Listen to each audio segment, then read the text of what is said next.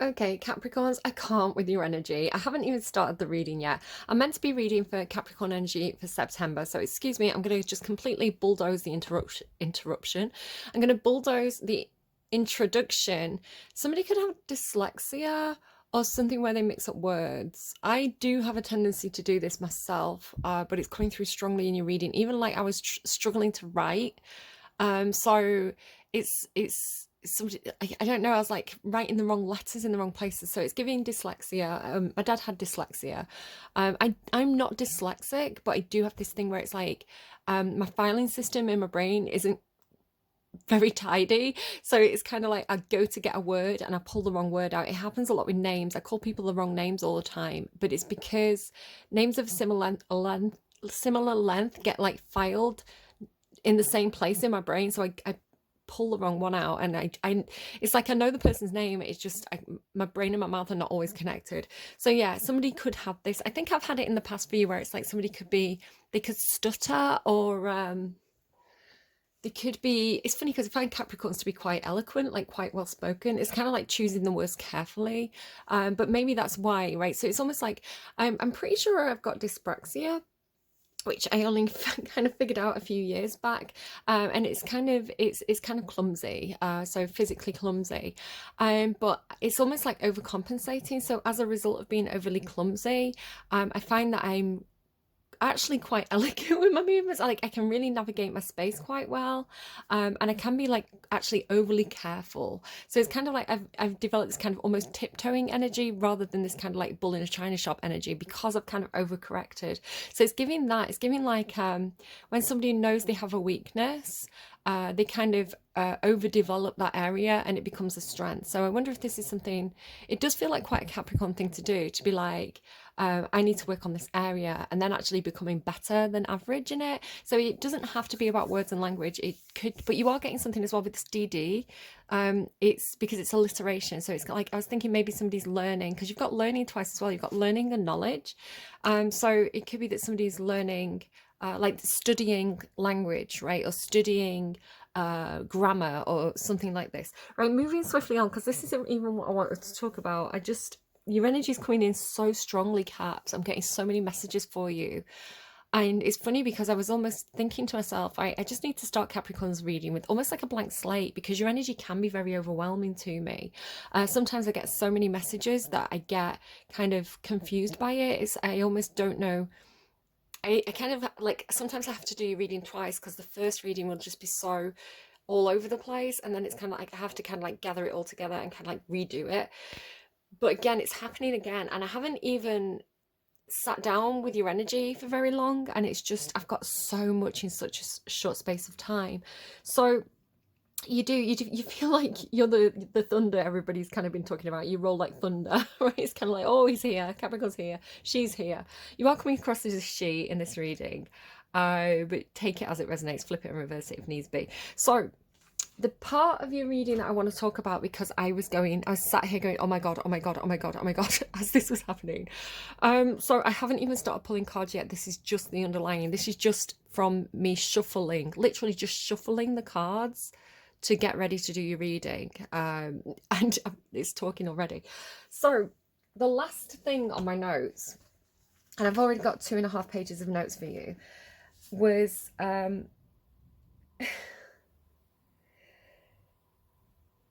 so I think it's because I pulled these cards, the Wizard, the Lake, the Star, and the Whale. So like the Star Whale energy coming in for you as well. Like this, some of you may know I love the Star Whale when it comes through. I think it originally came through years ago in one of your readings.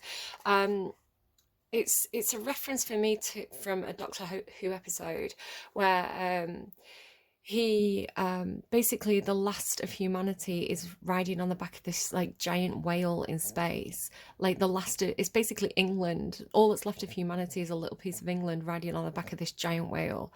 And the whale came because it heard the children crying. It was like it couldn't stand to see children cry, and so it's carrying the human race.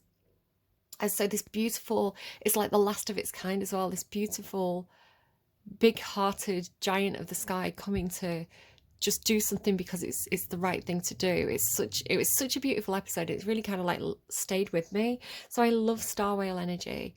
But it was also looking to me like the wizard, the lake, the star. It was almost like, you know, like how in if you watch that spin-off from The Lord of the Rings, it was like a TV show. And one of the wizards, I don't even know, I don't think we've finished the program. I don't know if I finished the series. I don't know if I know who the wizard was, but there's this bit where this wizard falls from the sky. He's like a falling star, right? Like, or a comet. He falls from the sky, and yeah, it's like, I don't know if it's like Gandalf or one like the baddie wizard. I don't know, but it's kind of giving me, because it was looking almost like the wizard watching. It's like, you're the wizard, right? It seems like, and it was almost like the wizard watches a star fall from the sky into the bottom of a lake, right? So it's like you need the whale to go down and retrieve the star from the lake, was the way it was coming through to me. Like the wizard needs a star. No, the wizard needs the whale to go and retrieve the star from the bottom of the lake. And it was giving me, almost immediately, I was getting that Britney Spears song, Oops, I Did It Again. And there's like, if you watch the video version, there's like a cinematic interruption. And she says something like, you know, like the old lady's dropped their necklace into the ocean, and she says something like, I can't believe the old lady dropped into the ocean at the end. And the kind of guy she's with, is he dressed as an astronaut? I will freak out. If he's dressed as an astronaut, I will absolutely freak the fuck out, because I was getting that for you. So he says, well, baby, I mean, I don't know who you are. I feel like you're Britney Spears in this situation. And like, yeah. So he goes, well, baby, I went down and got it. And she goes, oh, you shouldn't have. So what I'm getting for you, and I was already getting this almost like, it was almost like a lapdog energy, which I'll tell you about when I've pulled more cards. But it was kind of like, I feel Capricorn, like, you're the Britney Spears in this situation. It feels like it's like you've got somebody who will like go to the ends of the earth for you. It's like you've got someone who's kind of like almost like your beck and call. It's like if you say jump, they say how high. So it's like you've set this person this task to do this deep dive, right? To dive down to the bottom of the ocean and retrieve the star. I want to say it's a Libra or it's Libra energy, because Libra had this thing about, they had the Ocean Gate. And some of you might know, Ocean Gate is the company that made that submarine that went down to see the Titanic, and kind of like, it got lost and it sank like lower into the ocean. So I don't think they know where it is. So it's almost like Libra was being recruited to kind of like, almost like echolocate the remains of this submarine. So it's like Libra is the one that's been recruited as the whale to kind of like dive down to the bottom of the ocean. Someone else had whale. It was Leo, and I remember they got a couple of references to whale, and it was like coming through like Wales, you know, the place, the country Wales. So yeah, I feel like, I don't know. So I was getting this, it's like, and it was playing in my head, right? Some of the lines like, oops, I did it again. Like, you think you're in love. Like, it's like I played a game with your heart, got lost in the game, right? So it's kind of like, and what else? You think that I'm sent from above. Well, I'm not that innocent, which is funny because I've been getting this thing about like innocence and like the apple for the last two readings, Scorpio and Sagittarius. I'm not that innocent, right? So it was kind of like, oh my God. And I couldn't believe it, because I was getting this and those lines were going round in my head, right?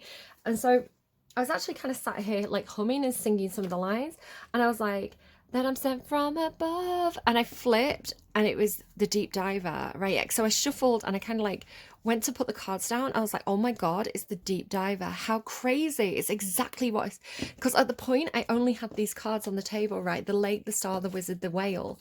It was like the whale that has to go down to get, or it's not necessarily a whale. It's not like a body size reference. I mean, maybe it is, in which case you kind of know, but that's not what I mean. What I mean is like, because whales can I can't speak. Whales can dive right down to the bottom of the ocean, right? They can go really, really deep. So it could be something about somebody who can go emotionally deep or deep into consciousness, because water can also mean emotions and consciousness, right? So somebody who can go really deep into the psyche or something like that. It's like, this person's gone to retrieve the star for you. And so then I'm thinking like, And then so I carry on singing, right? I'm like, I played with your heart. And the bottom of this deck was the heart of the sky. I was so freaking out. I was like, I can't believe it. Like, I've not even pulled cards and like, look at what is showing to you, right? The deep diver diving into a task. It's like this person, it's like you go down and get that necklace for me, and they go, okay, and they jump in. And then like the heart of the sky, it's like, to me, it was like the star, right? The heart of the sky, the heart of the universe, right? It's like a star that's the heart of the universe, but the heart of the sky is the thing that's fallen down. It's like it's fallen down the well, right? The empty well underneath in the cosmic womb. It's like a star that's fallen. It's had this thing about opening a portal for you. It's like a star that's fallen through a portal, right? Into, it's like it's gone. Oh my God, you've got Hades Town coming through, right? And it's the story of Orpheus and Eurydice. Orpheus and Eurydice, and Orpheus loses his wife. She goes to the underworld. Orpheus goes down to get her, right? It's like, oh, you shouldn't have. Well, baby, I came down to get you. Oh, you shouldn't have. Oh, like I can't with you reading this so much. So yeah, I can't tell who it is because Capricorn, you are one of those signs that when somebody has your whole heart, right? When somebody's the center of your universe, you will do anything for them, right? You're a very, like, Capricorn's one of those energies that, you know, a lot of people see them as kind of like aloof. A lot of people see them as kind of, warm, but also kind of not a pushover, not somebody who can like, quite tough. But I always say Capricorn has an inner circle. It can be like your children, your partner, your parents, right? Or your best friend. Like maybe you can count these people on one hand, but there's a handful of people, and you will self-sacrifice for them. You will, like, you would give your life for them, right? It's kind of like you would go to the end of the earth if they asked you to. You would go down to the underworld if you needed to rescue them. It's like you'd go there. So I can't quite tell if it's you or it's like you've got somebody around your little finger like this, right? It's like they'll do it for you. It's like maybe like assigning a task, just because of like, again, like the first thing that I got for you, which I'll kind of come to later. So anyway, I just want to get this bit out of the way because I can't carry on with the reading until I've shown you these cards. So the next card that came out was the star, right? It's just really confirming it for me. The heart, the sky, the star. It's like a fallen star. And then it came after, you got all this like flying energy, because these were the next two cards that came out. Like flying and air spirit knowledge. I feel like it's tying in with Libra's reading or Leo's reading either, like, because Libra in Leo's reading was turning up as like Rhiannon. It's like taken by the wind, have you ever seen a woman taken by the wind? Like she's like a cat in the night and then she is the darkness. It's like this kind of like disappearing act. I mean, you've got the wizard, right? So it's kind of like someone who can just kind of like almost like like yeah, like ninjas, like in and out of kind of like, like in and out of smoke. They just kind of like appear and then disappear. It's kind of like that kind of energy. It's funny to me. Okay, so like, and I want to say it's something to do with Libra's reading as well, because she's got the string of dreams, right, that's been coming through with Libra energy. It doesn't have to be a specific Libra. It's coming through like the Libra energy. Like she's got it's like a string of pearls, but it's kind of like a thread of dreams and knowledge, because Libra's been coming through this idea of like being oracle energy. That's like people are going to consult the Libra, which is terrifying. She's like, Daenerys with the dragons. It's like she's scary. And then enlightenment under that as well. It's like she can give you the knowledge or something. So it's like, maybe it's the star itself, right? The star itself, the heart of the sky itself, that's fallen into the lake. Like that's the thing. Maybe it's like a rescue, like you need to rescue someone. Because the next thing that actually it came out, and I wasn't trying to pull cards, so you can see how well behaved my decks are, right? If I'm shuffling, oh God, I wish I hadn't like lit this joss stick. It's right in my mouth now. So when I'm shuffling just to shuffle, like just to kind of set the cards up for the next reading, it's quite rare for cards to come out. And then when I'm asking for cards, cards will then come out. So my decks are very, I have a good relationship with them. They behave themselves when they need to. So the fact that one card out of all these decks that I've shuffled came out is really significant, because this card's been through quite a number of readings. I feel like it came through for Cancer. It may have been Leo, but it was this idea of something. No, it was Leo. So I think it came through for Cancer in a different way. And then Leo had this idea of like, because it was they had this card in the reading that I didn't post about, like the whale in the bubble, and it was like it was resonating with the frequency because it had grown too big for the space, right? It had outgrown its environment, sort of like if you have a small plant under like a cloche, like a little greenhouse, to kind of make it grow, and it gets to the point where it's like its leaves are pressing against the glass, so it's kind of like it needs to be repotted into like a bigger environment. So it's coming through like Leo was kind of like giving out this vibration to say, it was almost like Leo is like a chick inside an egg, and they were trying to break through the shell, but like the process of doing that had kind of like exhausted them. It's like they just couldn't break through the shell without getting exhausted. So it was like they were kind of like chirping inside the egg, and then like a bigger energy was coming through and kind of like trying to chip away from the outside, was the way it was coming through. And I feel like it's even going back to like the August readings, and I feel like Leo or Virgo had a similar thing where it's like they were in the box, but it was like coming to chip away from outside. I was getting this thing about as well about like magician tricks. I'm feeling magician because you've got the wizard, and I was saying about like someone kind of like appearing and disappearing, and then the idea of like the water, and this idea of kind of like the swords from another reading. It's giving like magician tricks, you know, like a magic act, which I think you had, didn't you have the idea of like a magic act in one of your readings? Was it the thing with the moon? It's like the moon's a projection or something. I can't remember. It's that long ago. Anyway, so this card has been coming through repeatedly in several readings with the idea of like, you know, somebody kind of like sounding alarm or like vibrating at a certain level. And it's kind of like people were being guided. Like Scorpio's reading had this thing, like they were following the butterfly. They were being led by the butterflies to the field of dreams to kind of like help someone who is trapped. It's like an idea. So it doesn't have to be an individual person. It could be like a dream that's trapped, like an idea, a dream, a concept, something that needs to happen, but it's been, for some reason, it can't be released. It can't be,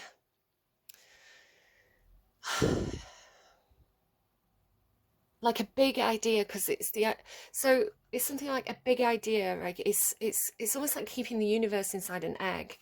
It's grown so big that it big but exhausted, so it needs help to be cracked open and released. I'm not sure.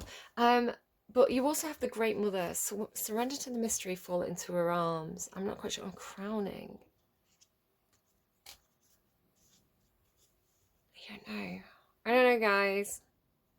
So that's, like I say, I was freaking out because what I was channeling and what I was guessing, it was coming out in the cards, and I was like, oh, it's just so similar. And I'm not sat there like an idiot as well, like a stupid, because I'm not really doing your reading at this point either. I'm just literally just cleaning away Sagittarius's cards and and shuffling the cards, getting ready for your reading.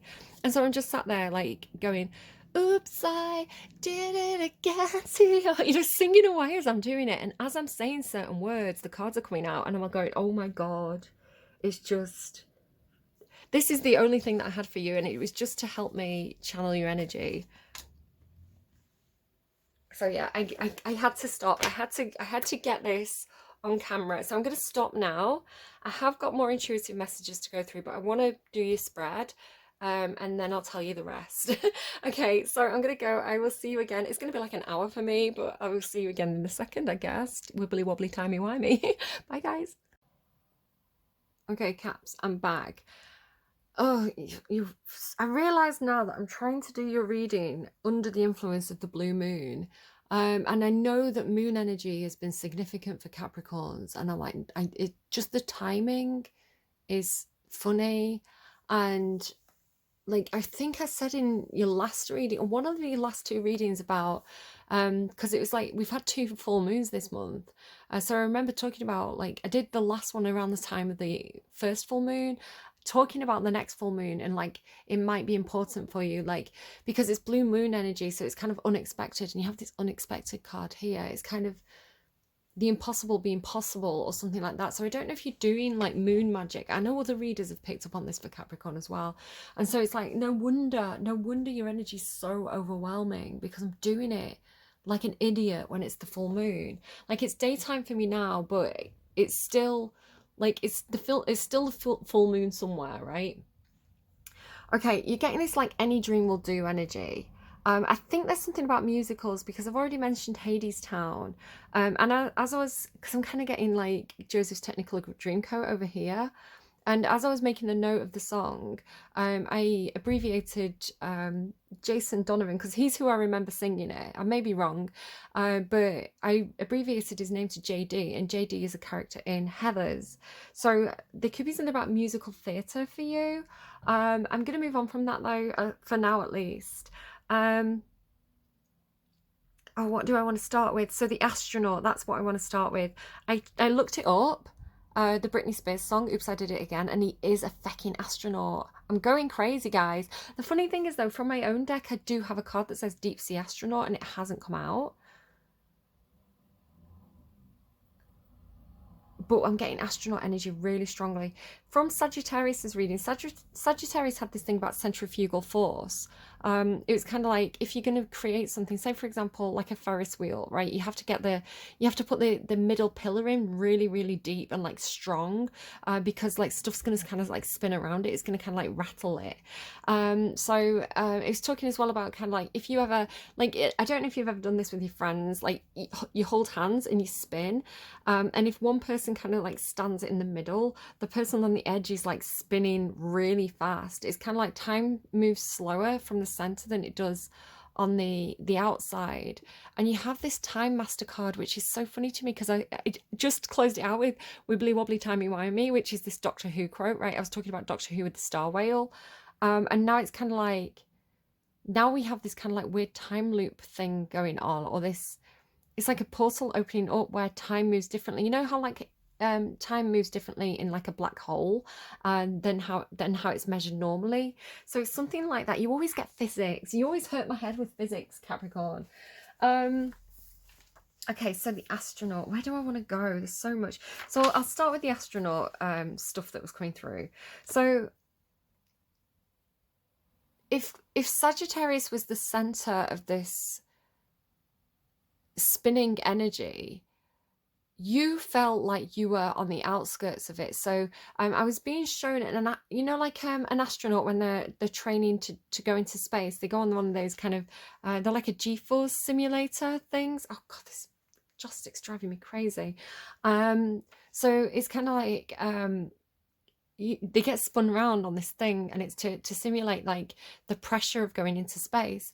And so I had this weird feeling for you. I was just making my breakfast. I was just like putting yogurt in a bowl and like making myself a green tea, and I just got this feeling of like how it would feel, right, to have your seatbelt on and to be going into space, and it's like everything's shaking, and I just had this feeling of like you shaking. So it's almost like, you know, when you go past the point of the top of a roller coaster, and it's like, this is it now, like I'm in it. So it's funny because it's how Sagittarius's reading ended. So I don't know if this specific message is for people who are like Sagittarius Capricorn cusp, or who have Sag in the chart, or they're dealing with a Sag, but it felt like a tip over from their reading, right? It's like they were in the center, and you were in the flow, right? You were in this flow, and it's like the energy was picking up, speed was picking up, time was picking up, and you were just, it was like life was flashing you by in an instant, and you just had this kind of like shaking feeling. So let me just run through my notes. It's an astronaut, all in caps, because I got excited that it was an astronaut in that bit Britney Spears song. Spinning, outer edge of Sag, so the idea of the outer edge. In the flow, things moving fast, centrifugal force, astronaut G-force, downwards on a roller coaster, picking up speed, excited, nervous, anxiety, shaking, heart racing, dry mouth. So I don't know what this is. Maybe you don't even know it's coming for you, but it's like it's going to happen in, I want to say Sagittarius for you. It's going to happen in September for you. It's funny, every time I kept on thinking Capricorn in September, it was like Capricorn in Sagittarius.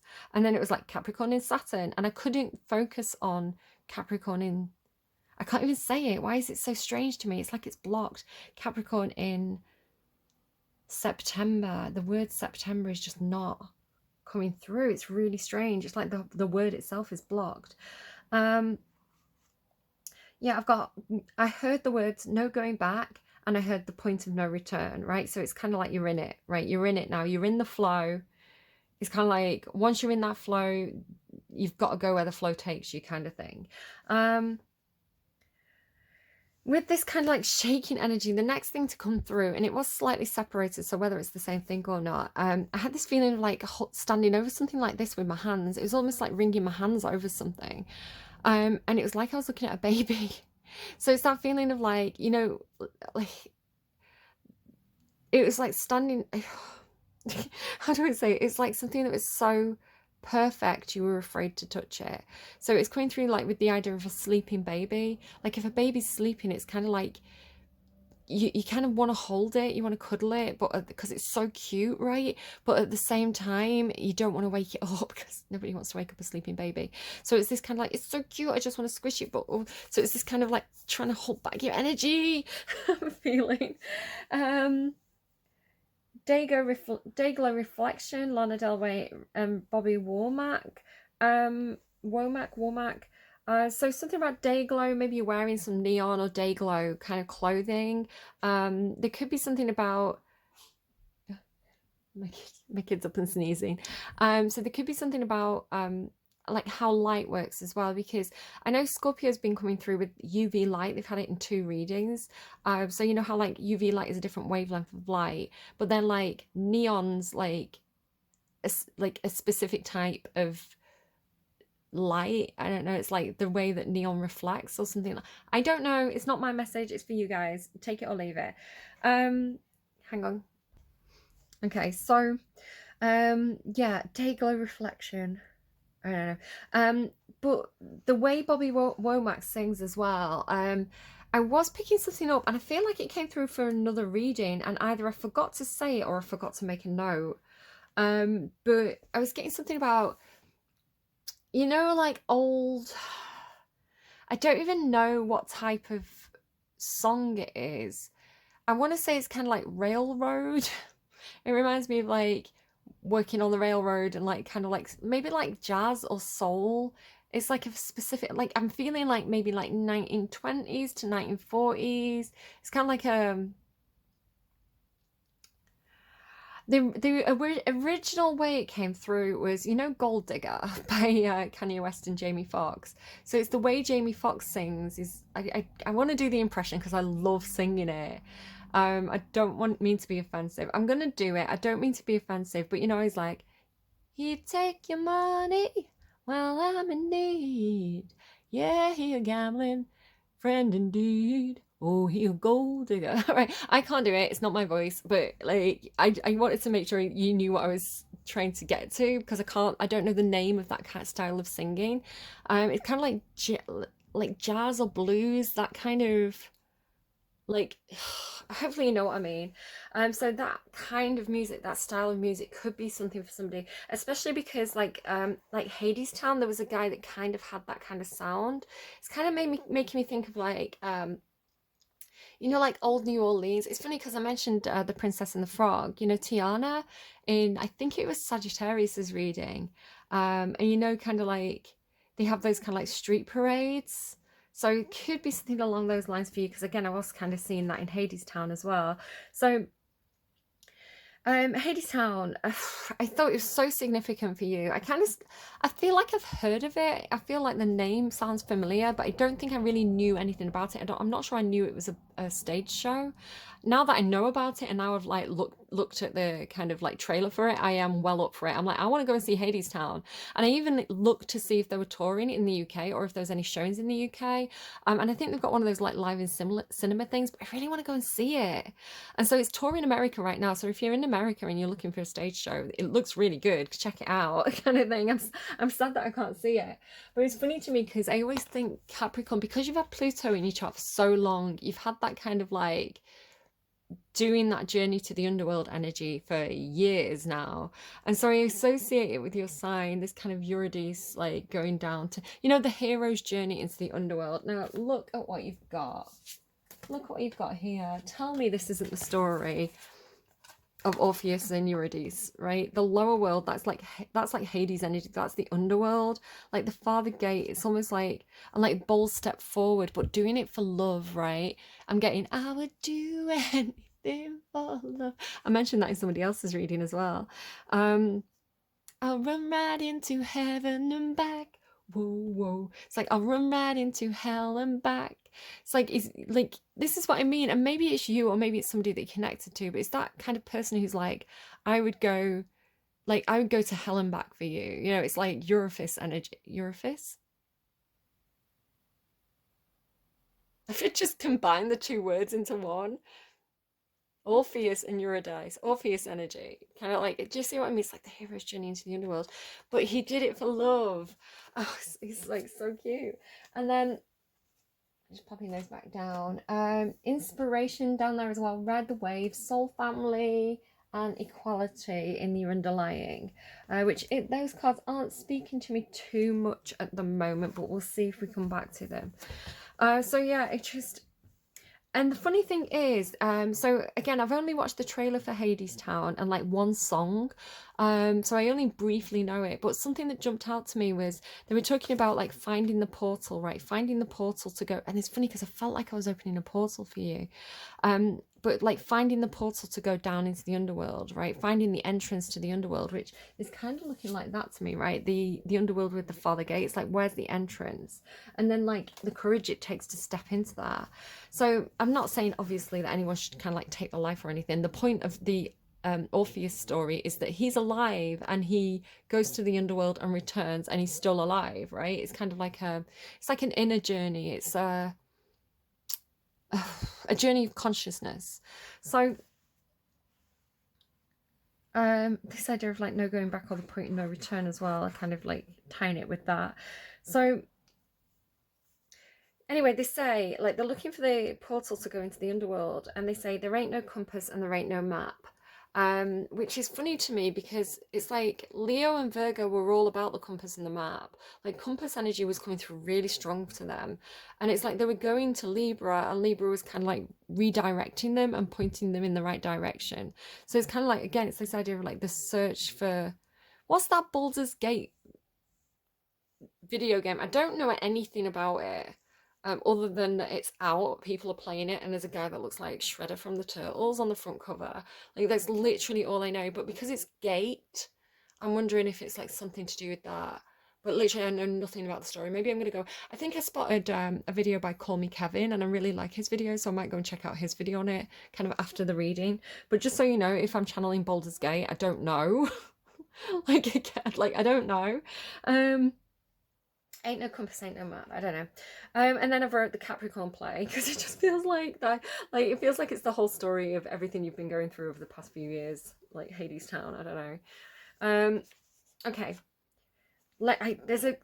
I'm avoiding a message. There's something about objects as memories. It's this idea of kind of like collecting souvenirs. It's like everywhere you go you want to get a souvenir or something like that, but and I was thinking to myself, it's like a very earth sign thing to do, you know, to collect objects and to put emotional value and emotional weight on objects. And I was thinking about how you can't take objects with you, but you can take memories with you. And it led me to this beautiful Lana Del Rey song, and I'm going to cry. It's just immediately I feel like I'm going to cry. And again, she has this kind of like gospel choir, you know, at the start of that song, but it's I'll take mine of you with me. I'll take mine of you with me. I'll take mine of you with me. And it's beautiful. And she's recently done this concert in, I think it's like San Paulo or something. And it was kind of like live broadcast, and she's just, I love her so much. And the beginning of the show seemed to be she seemed to be having a lot of problems, like problems with her. It looked like it was like problems with a costume and like problems with the audio. It's like, you know, when the microphone makes that like noise, and she was like, she looked like she was breaking down into tears on it. And now I can't quite figure out if it's like kind of almost like part of the act, because she had like a Marilyn Monroe costume on, and kind of like, you know, she had these women fussing around her, and she's kind of like behind a little screen and things like that. So I couldn't quite tell if it was like part of the performance or if it was like genuinely like things were going wrong and she was getting upset by it. And she was like struggling to sing in parts as well. And then she got to that part of the song. It's like her hair and makeup was fixed. She had a, you know, I guess a microphone wasn't working, so she ended up with like a handheld microphone. And it's like, you know, trying to, have you ever done that where it's like you've got to sing something or you've got to say something, especially publicly, but it's like you're fighting back the tears and it's hard, it's like you're choking on your words. And so it's like she was doing this like so publicly, and it's like, can you imagine the pressure to perform well? You know, when it's like a live broadcast and this stadium was full of people, she's just one person, and it's like she's got to give this performance of her life, and she's crying, but the audience is so on her side. It's so beautiful. And so she's singing this bit where she's like choking out the words, and she's singing like, I will take mine of you with me, and it's like she's thinking about someone, right? It's like she's thinking about someone that she wants to desperately remember, and she's cracking up and like crying. The power of Cancerian energy, right? And she's like Cancer Leo cusp, and and then she sings it to the audience. She's like, I'll take my, it's almost like she's so thankful for their support, and then it's like she gets overwhelmed because the audience are being so kind to her and so supportive. And it's just, I recommend you go and watch that, like, not to see like, you know, you're not going to watch like the most perfect performance, like the most like well rehearsed, choreographed, practiced, you know, perfectly performed. Where like, this isn't a show where nothing went wrong, right? It's like so raw, and that's what kind of makes it brilliant, and that's kind of her power, I think. It's like you want to protect her, you want to support her. It's like it's magnetic. So yeah, objects as memories. I'll take mine of you with me. Oh, so gorgeous. Um, okay, just still avoiding that message.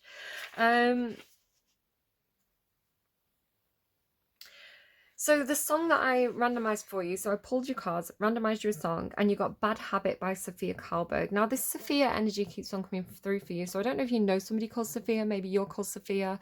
Again, to me, it indicates kind of like the perfect woman energy, or not the perfect woman, but the fully actualized woman. And the fully actualized woman has flaws, right?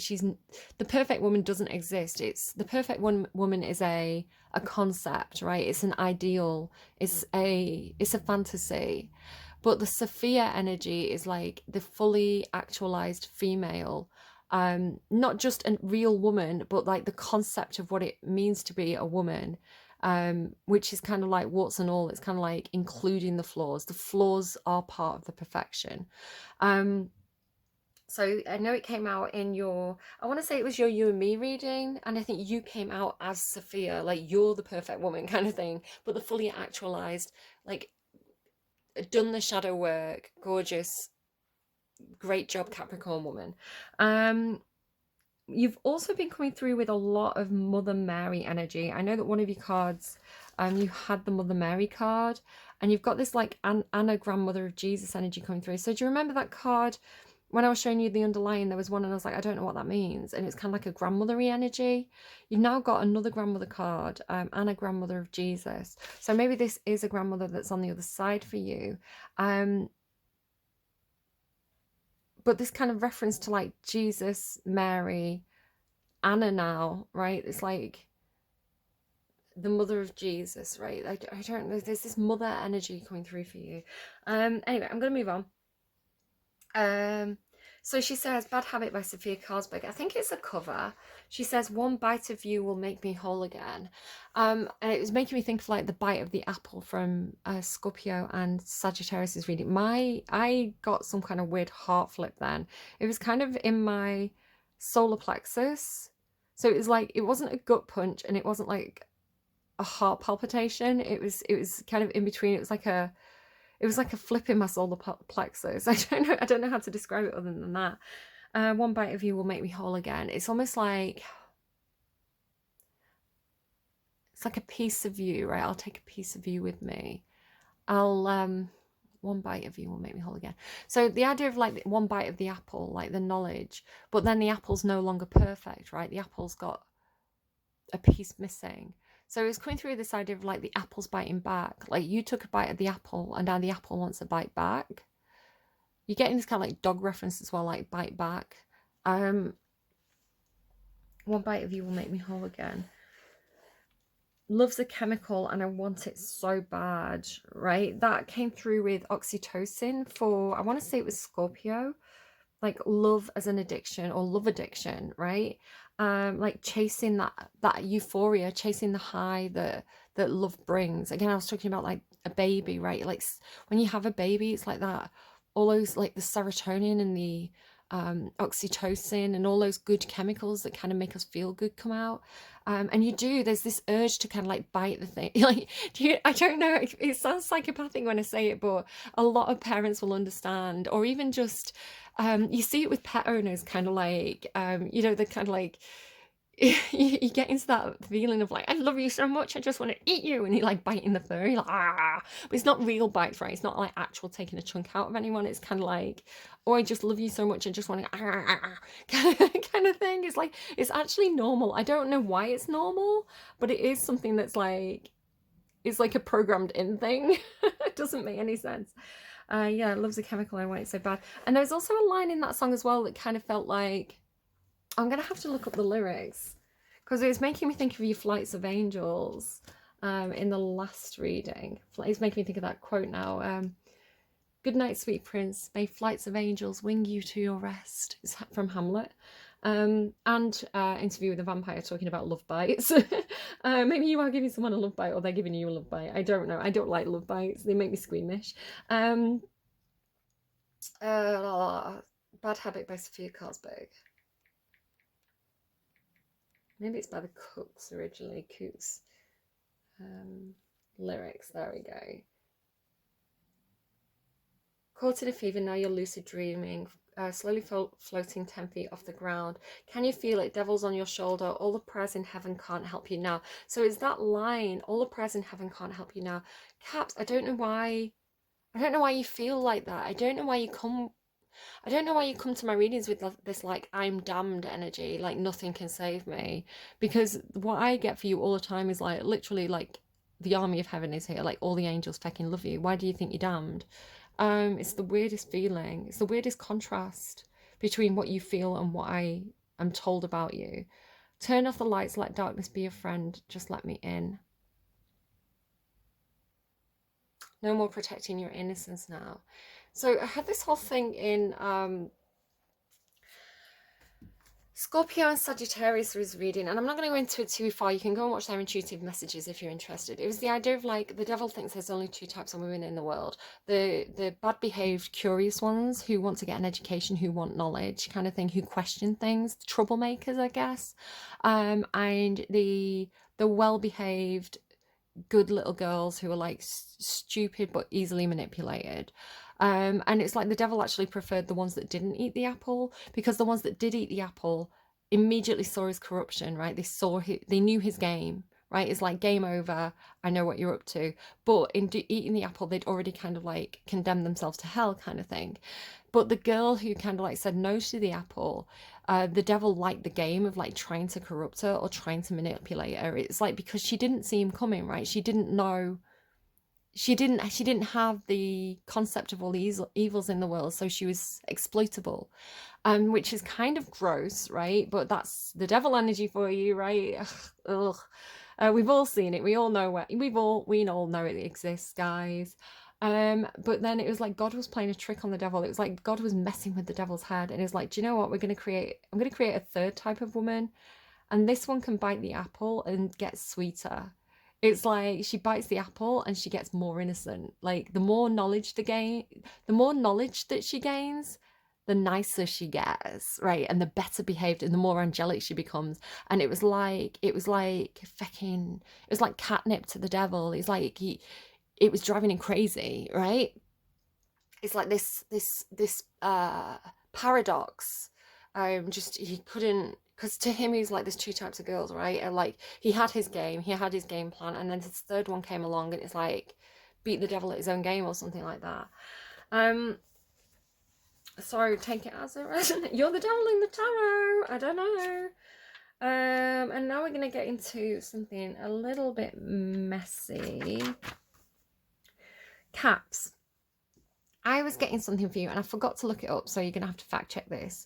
When I was reading Ovid's Metamorphosis for my degree, I kept on noticing these little jibes that Ovid was doing to Augustus. Now, I thought that this was for you because I know that you get a lot of stuff about Augustus in your readings, you know, like A Man in Light for Peace and War, you know, Aeneas carrying his dad on his back, leading his son by his hand. Historically speaking, in my readings, you get Augustus. It's your thing. So there's this story at the beginning of the Metamorphosis where Ovid talks about how Apollo, who's this god, has been hit by Cupid's arrow, and he falls in love with Daphne, who's this like, I think she's like part mortal, part sea nymph kind of thing. So he's got a huge amount of power, right? He's the god of the sun or something, isn't he, Apollo? God of music and the sun and shiny things.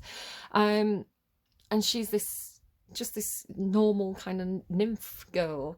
I think her dad's like a river god, right? A minor river god. And so he starts chasing her, and it's very, very like SA, it's very R, right? He's under the influence of magic, right? He's not kind of, he's gone mad. He's gone mad with lust, basically. Let me just see, I think somebody might be knocking at my door. Hold on. No, I think it's just my son banging around on his VR or something. Yeah, so he's gone mad with lust, and he's like chasing Daphne, who's terrified. And she is begging and pleading with the gods, with her dad, to help her escape this attack from somebody who's much more powerful than she's, right? And he's a god, so he's like influential as well, you know? And she gets turned into a tree, but even as she's getting turned into a tree, he's still trying to kind of like grope her, and it's not a nice story. But she turns into a specific type of tree, and then shortly following, it's like within the next few parables, it might even be at the end of that story, Ovid makes a connection between the tree and one of the crowns that Augustus wore. Now, he wore, as far as I'm aware, there were two types of wreaths. There was like a laurel wreath and then a wreath from another type of tree. And both of these were given to Augustus as a sign of kind of like his achievements, of respect. I think one was like a priesthood one, and one was kind of like a victory one, like a victory in war kind of thing. So like, I can't remember exactly the symbolism of them, but Ovid he tells this horrible, distressing story of this attack by this god, and then and the poor girl who turns herself into a tree to escape this, and then he goes, and Augustus wears the crown of this tree. And I just feel like it's this little indicator, it's like this little hint that Augustus may be not quite as reputable as he seems, because Augustus eventually sends Ovid, he exiles him, he like blacklists him, he sends him to the edges of the empire.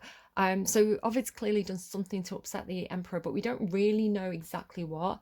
But when you read the Metamorphosis, it's very tongue-in-cheek, and it's kind of like subtly hinting at things, and it's very playful, it's very sly. And Ovid had to go and show the emperor his progress. He had to like send him parts of the book, you know, for his approval. He was writing for the emperor. He was writing for Augustus, right? He was like employed by him, and yet still he's kind of subtly undermining him. So I don't know if there's something in that, but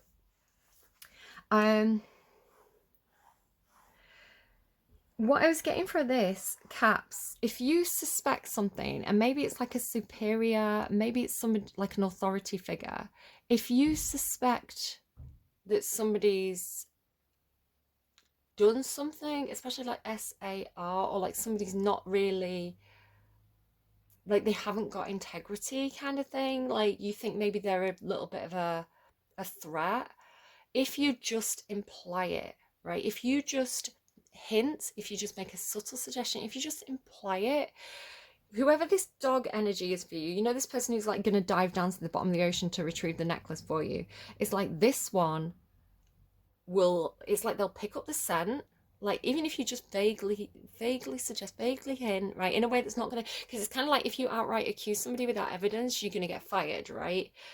It's like slander. But it's kind of like if you subtly point this energy in the right direction, it's like they'll pick up the scent of it. And then they were showing me kind of like, they were showing me like the justice card, and they were showing me like, you know how a sheepdog works, it's like how a sheepdog kind of like, or like a police dog, you know, it's like they back people into a corner. And they were showing me like Judge Judy. So what I was getting from this was like, there's something about this person who I want to say is very loyal to you, where if you put something in their head, it's like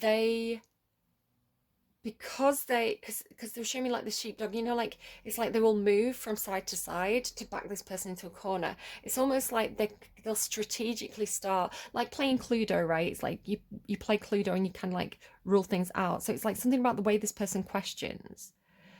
Like if you've ever watched the way Judge Judy gets to the truth, right? How she gets to the bottom of something, which is interesting with that kind of like dive to the bottom. How she gets to the bottom of something, she will run circles like a sheepdog. She'll run circles around somebody, and she'll ask them questions, she'll get them talking, and eventually they'll start.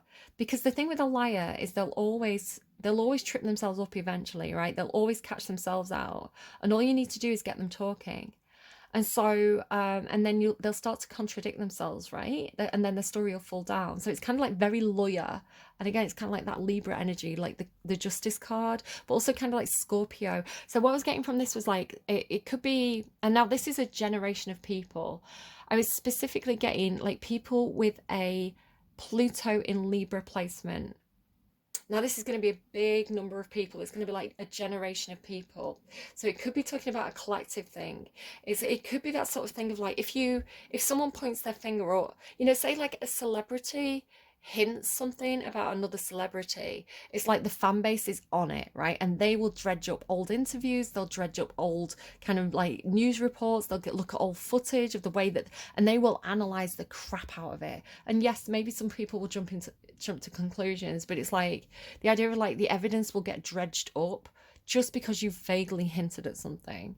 It's like the collective is going to do the work for you, or this sheepdog energy, which again, it could be, doesn't have to be an individual, because it's a generation, right? The Pluto in Libra generation, it's investigative. Like Pluto in Libra wants to get to the bottom of it, right? It's like it's the detective, it's the fecking detective of the zodiac. So yeah, it's like they'll find the evidence. And there could be something about July. I'm going to just take a break and then we'll read your cards. Okay, I'm back. That was turned into a bit of a mission, actually. I was gone for longer than expected because I decided I wanted a coffee. So we're back to traditional coffee with Cappy energy.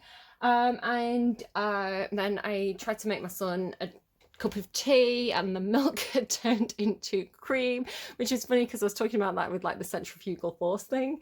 So I had to go to the shop, and it just turned into a big massive mission. Oh, and now I'm all hot and out of breath, and I've took my pants off, so sorry about that, Caps, but right, okay, anyway, let's get into your reading. You got 2 more songs as well while I was kind of like faffing around, so let me just remember what they were. Oh, Genesis by Dua Lipa. In the beginning, God created heaven and earth, but for what it's worth, I think he might have created you first. Just my opinion, but your body is the one paradise.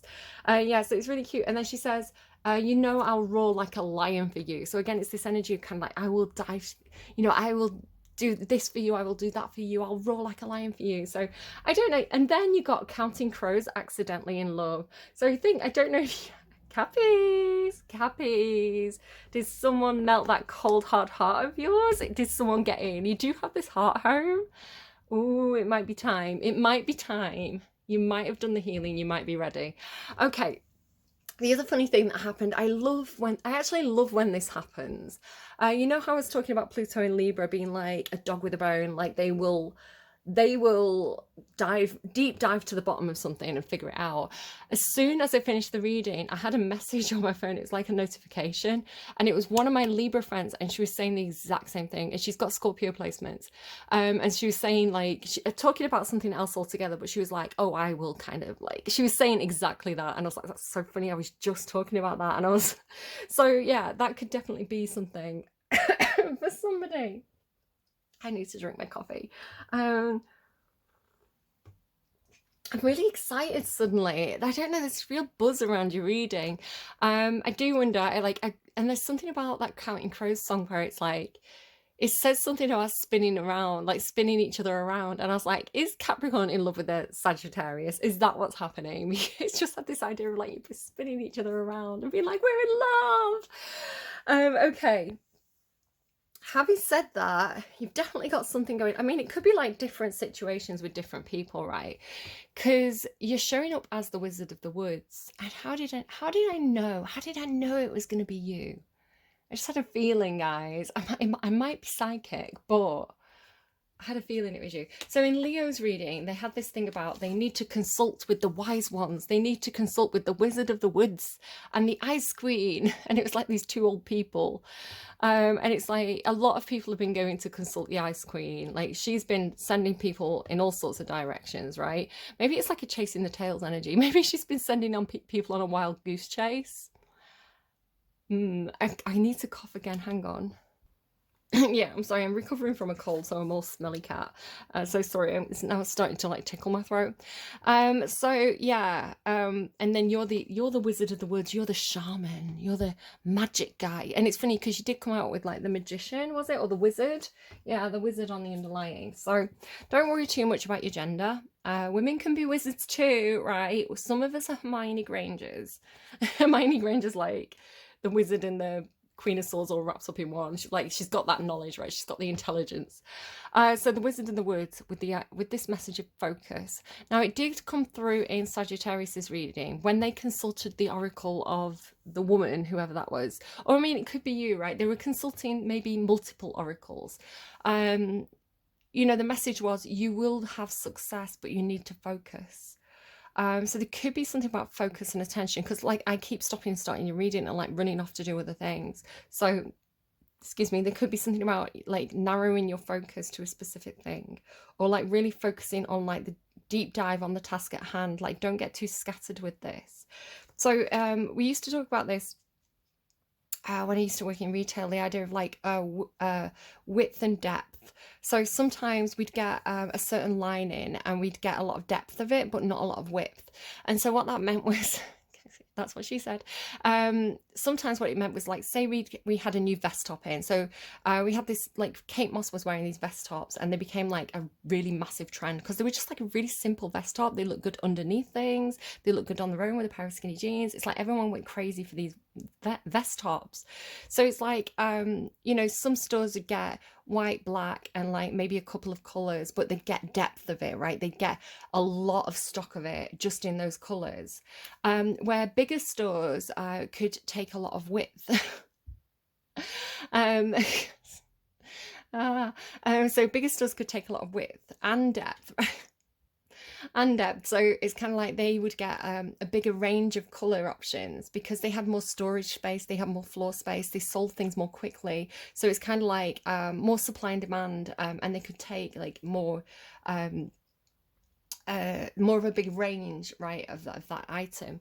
Yeah, it's kind of like sometimes you can kind of like tick a lot of boxes, right? Sometimes you can be like, okay, we'll do all these things, we'll touch on all these different things, we'll get a big scope, but it can be very surface level. It can not have a lot of depth. Where sometimes you can like just do like one or two, right? Say this is like a multitasking thing. It's like you pick one or two projects and instead of doing them on a surface level, you do that deep dive on them.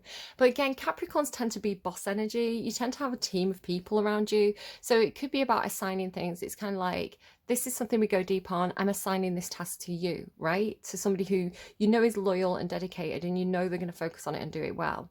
And then you might have areas where you kind of go on a more surface level because you have this kind of like surface level beauty thing.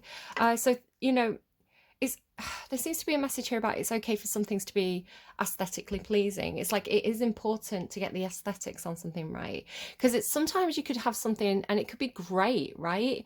You could have a really great product. It could be like, you know, you've worked really hard on it. It's got, you know, a lot of you know, it's really reliable, you know, it's a good product and you really believe in it. But if the marketing's wrong, right, if the surface level kind of you know, if the box looks bad, so kind of like the idea of like going looking for a box of coffee, right, on the like on the supermarket shelves. I'm saying that because I've just got coffee. It's kind of like you go for the ones that are visually appealing first, right? And maybe you try them, maybe they taste bad, and then you kind of like try the alternatives. But it's not, you don't go for the one in like the boring packaging that's like not very eye-catching first, unless it's like the cheapest option, which is a very Capricorn thing to do. It's kind of like, that's the cheap one, that's the one I'm getting. Let's give that a try. If it's rubbish, we'll get the expensive one.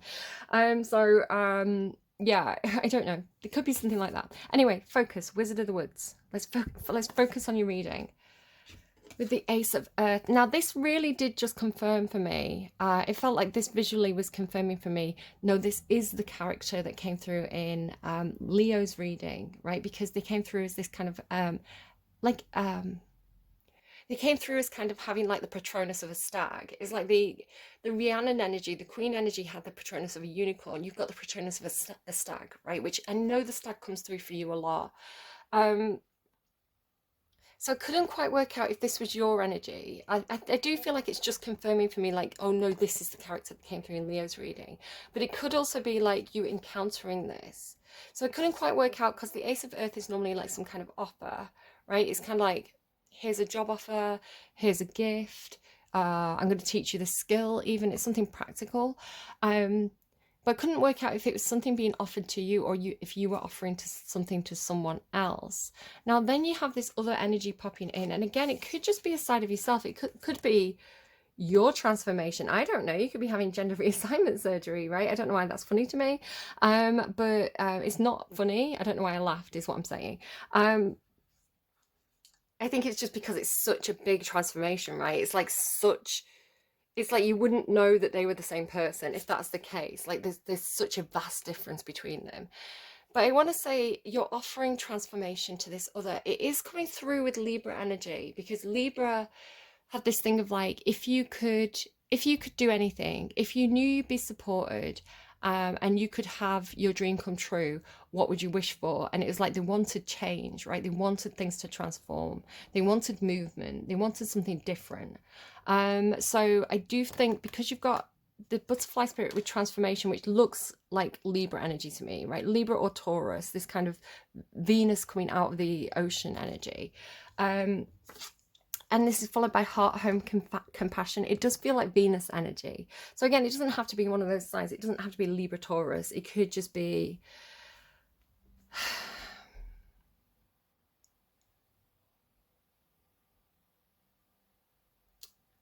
I don't know, it just feels like the offer of a transformation is all I can really say.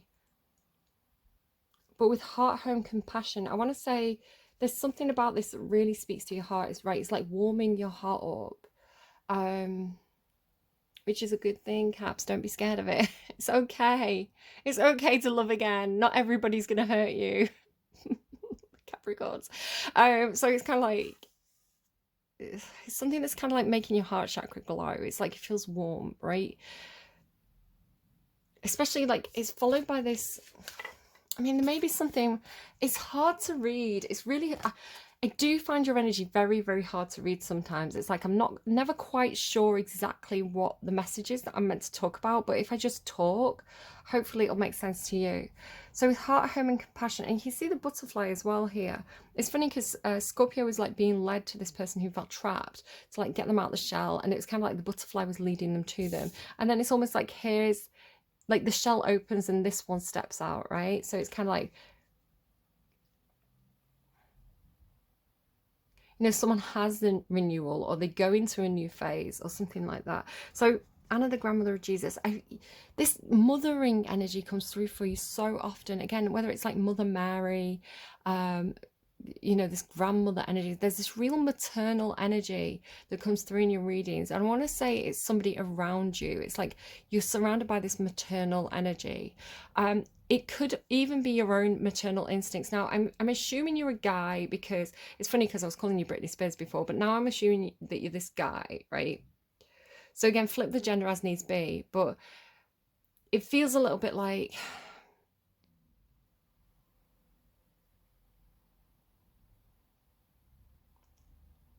it's making me think like close relationship with your mother. Now, that's not going to be for everybody, right?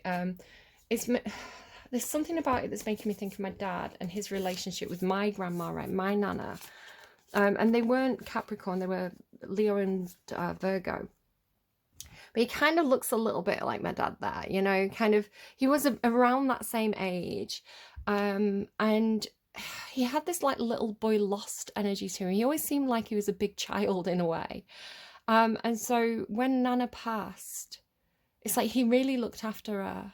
And when she passed away, I really felt like he missed her. And I knew it wasn't going to, I kind of knew it wasn't going to be long before. It's kind of like something like they were meant to be together.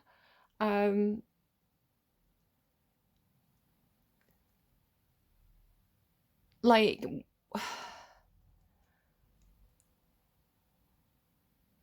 there was something that felt right when he passed over, because it felt like he was with his mum and dad.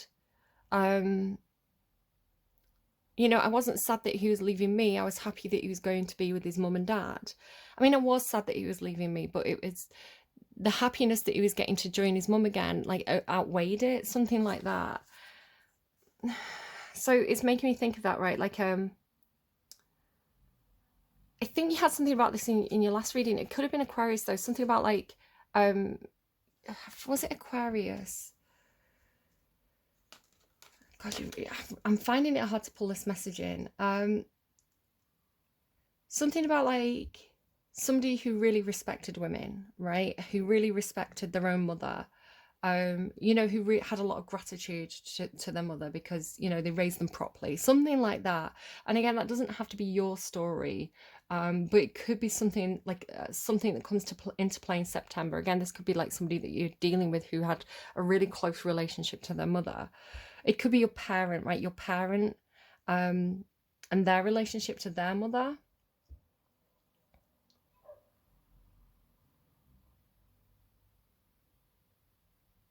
Because it has this feeling of like a respect for the feminine, a respect for Venus energy, a respect for, especially because you were coming through that like Sophia energy, right? The fully actualized woman. It's kind of someone who's you know, strong female energy, strong female role model energy, something like that.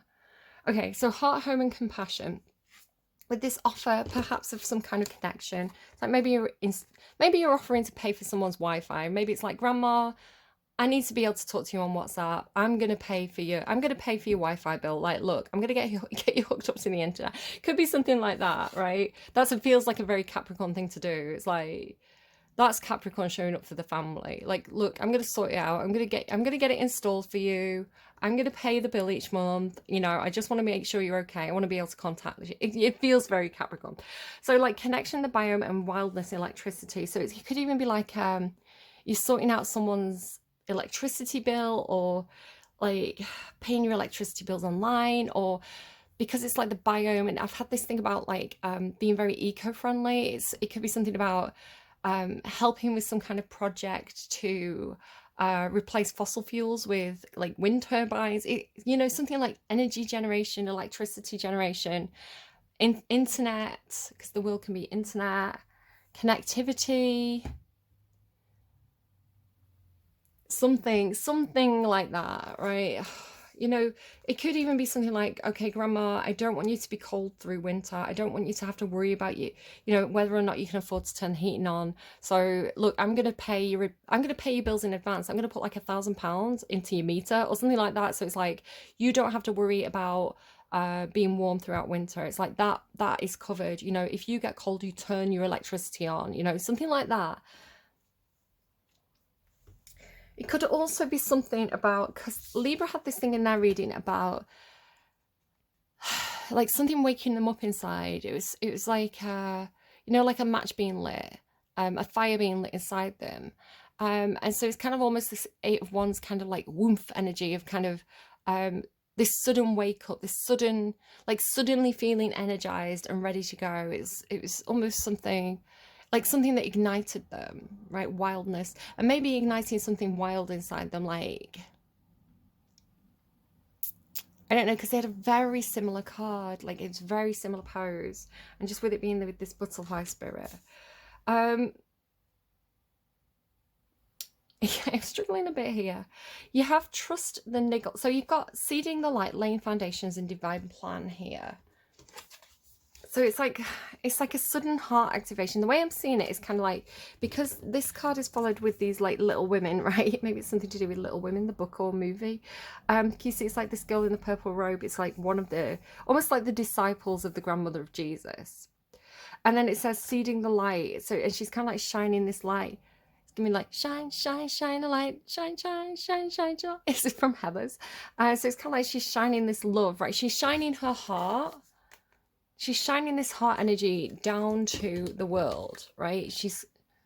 So it could be talking about some kind of like divine force, this divine presence. So we could be talking about like God, Mother Mary, and Mother, you know, like guardian angel energy. It could be something like that. It's like this energy, this feminine mother energy that's kind of like shining her heart light down onto the world, you know, to her followers. And then this looks like somebody who's being activated by that, right? It's like the divine wake-up call or something, like, and it could be like around the world. So the people that connect with that energy around the world. And then it says trust the niggle. What is the niggling feeling trying to tell you? So I want you to just pause the reading for a second and kind of like ask yourself that question. Is there a niggling feeling? Is it something that you're refusing to look at? What is it? What is it for you? Like, what is the niggle? It's followed by the voice card, speaking your word. So it's maybe that you feel the need to speak up about something. Maybe you feel the need to ask questions or spread the word about this. It's like spread the word about this love. Because it's kind of like this is the activation, right? You see the similar pose. It's like with wildness, it's almost something that you're not supposed to do. You're not supposed to speak the truth. You're not supposed to share your story. You're not, you know, it's kind of like, it's seen as something that's a bit wild, right? A bit untamed, like the ability to kind of just speak out or speak out of turn almost seems like it's almost like rude or wild, or, you know, it's that energy of like little girls should be seen and not heard, right? It's like you should look pretty, but we don't want you to have a voice. I was getting stuff about like Ursula and the Little Mermaid as well, like on and off throughout the readings. It's kind of like signing away your voice. But then it's followed by like the voice, like it feels like the urge to speak, right? It feels like being inspired to speak, or being inspired to tell your story or share your story. Because the Eight of Fire does talk about communication and action. It's kind of like messages coming in is the way it's normally seen as.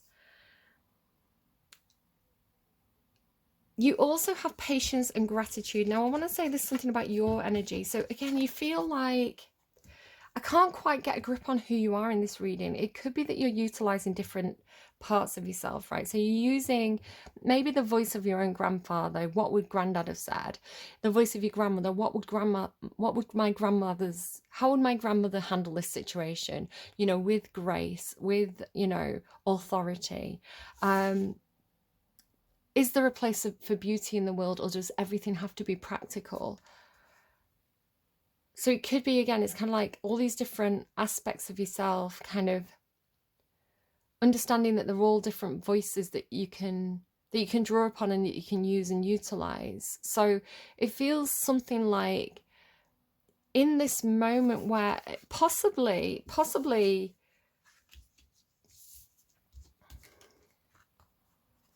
it might be that you say this is your energy, you with this big heart, right?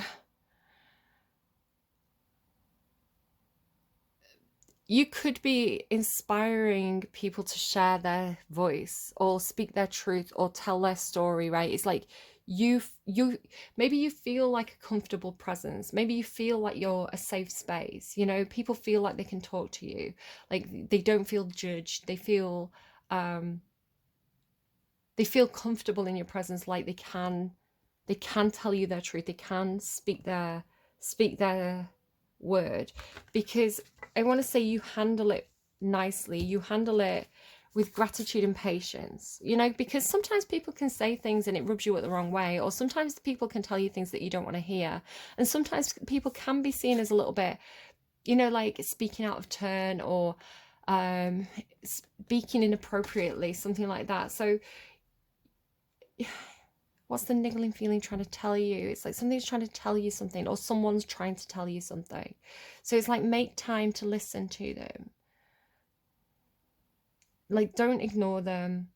It could even be like a kid, you know, like you're trying to do your work and a kid's trying to go. My kids have been like this. It's that point in the summer holidays where, you know, as a parent, you just start to go, yeah, right, oh, okay. And you think, I don't have a clue what they just told me. It's like, I can't take in any more information about that one computer game or that one, you know, YouTube channel that they're obsessed with. I just, you know, and you just start zoning out. And you're like, yeah, okay, and it's kind of like, I need to get on my work. Will you please stop?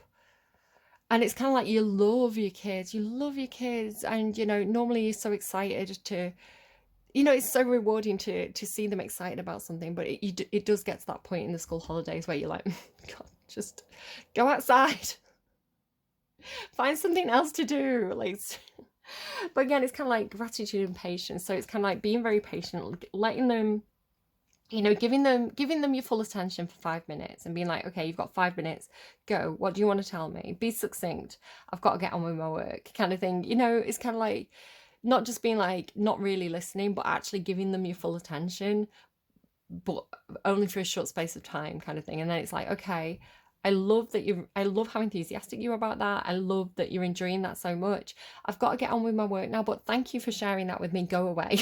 You know, kind of things like that. So patience and gratitude is kind of like, thank you for sharing your voice with me. Thank you, but being patient with it. It's like being very gracious with it. And I do find that this is a Capricorn trait of making me feel like I have a place, like making me feel like I have a seat at the table, making me feel like my voice, my opinion matters, making me feel like I'm being heard. Sometimes, sometimes I feel like I've got to kind of like really drill it in there. But yeah, like the gracious side of Capricorn energy in high vibration. And so, and there's that little stag again there, right? But it could also be like, this person raining down gratitude. So it could be like something that you're experiencing, like something that you're thankful for, if you feel like spirit's helping you out. And so this card, when I was kind of trying to channel your energy, and it's almost like maybe there's like distraction for you at the moment. It's like you're trying to get to the root of something, or you're trying to focus on something, and there's like, it's hard to focus is the way it felt. So I felt like I did kind of feel like I had to deep dive to kind of pull something out of the ethers for you. It felt like, it did feel like that. So the idea of kind of like, if you're doing a deep dive, and you kind of like look back up to the surface, you know, the lower you go in the water, the more kind of like murky it gets, you know. And so kind of like looking back up and kind of like seeing that pinprick of light, and being, and knowing which way to go, right? Seeing the light of the sun or the moon and being like, that way is up. So I had this feeling of kind of, normally when I meditate, normally when I'm trying to pull messages in for a reading, I focus on this bright white light, like off in the distance. It's like darkness or fog, and like I can see this kind of pinprick of light, but it did seem more clouded when I was trying to play it in for you. So I did feel like I had to really like reach in, like energetically, mentally. I had to kind of like really reach in to get it and pull it out. It was almost like I was pulling out Capricorn's secret, was the way it was coming through. Because I want to be able to read effectively for you, or pulling out pulling out a dream for you or pulling you out of a dream. Libra's been coming through with this energy of kind of like being in charge of the dreams and sorting through the dreams, even to the point of, I think it was in Scorpio's reading, it came through the idea of like giving away people's dreams, or like being a dream thief. And I was uncomfortable with that because I was like, that's not me. I'm not a dream thief.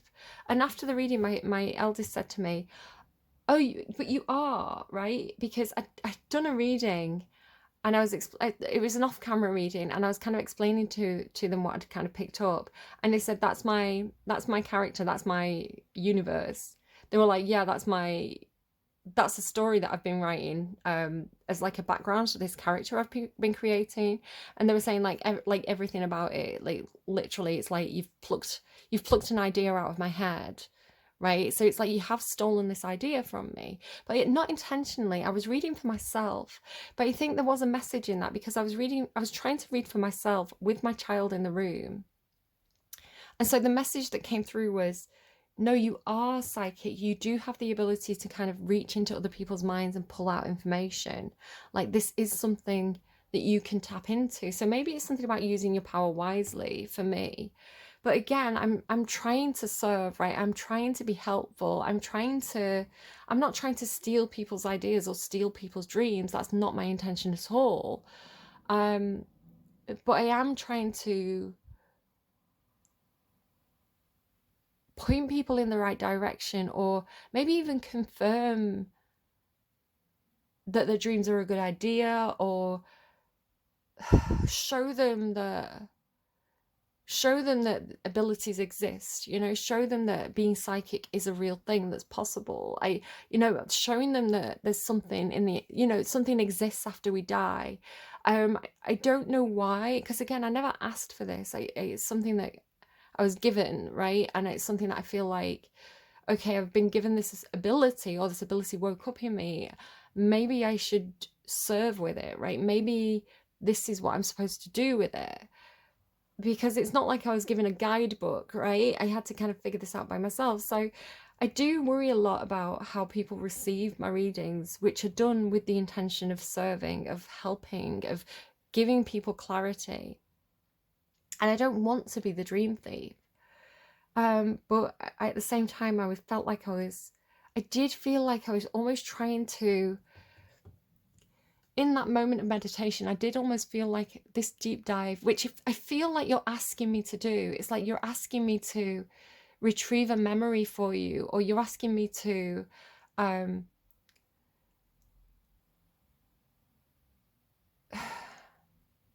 say the magic words, right? It's like you've almost set a task for me, is the way it feels, where it's kind of like, okay, I had a dream. Is that dream going to come out in this reading? I don't know. I can't. Making me have like an existential crisis. That's my own fault. I've got Capricorn Lilith placement, so it gives me a hard time sometimes. It's like imposter syndrome. So beauty with the 4 of air. I want to say there's something here about, because this is very like nature, right? And you've also got that beautiful card that Sagittarius had somewhere. Why is it gone? I've lost it. Oh, here. Like this beautiful card that Sagittarius had that kind of like has this feeling of like nature, right? It's very, because this is beauty, but it's not, it's mimicking a face, but it's not a face, right? It's like plants and flowers and butterflies. So it's something about, which feels very Libra. Maybe you've got like a Libra moon or something like that. So Libra is, because Libra and Taurus, having said that, but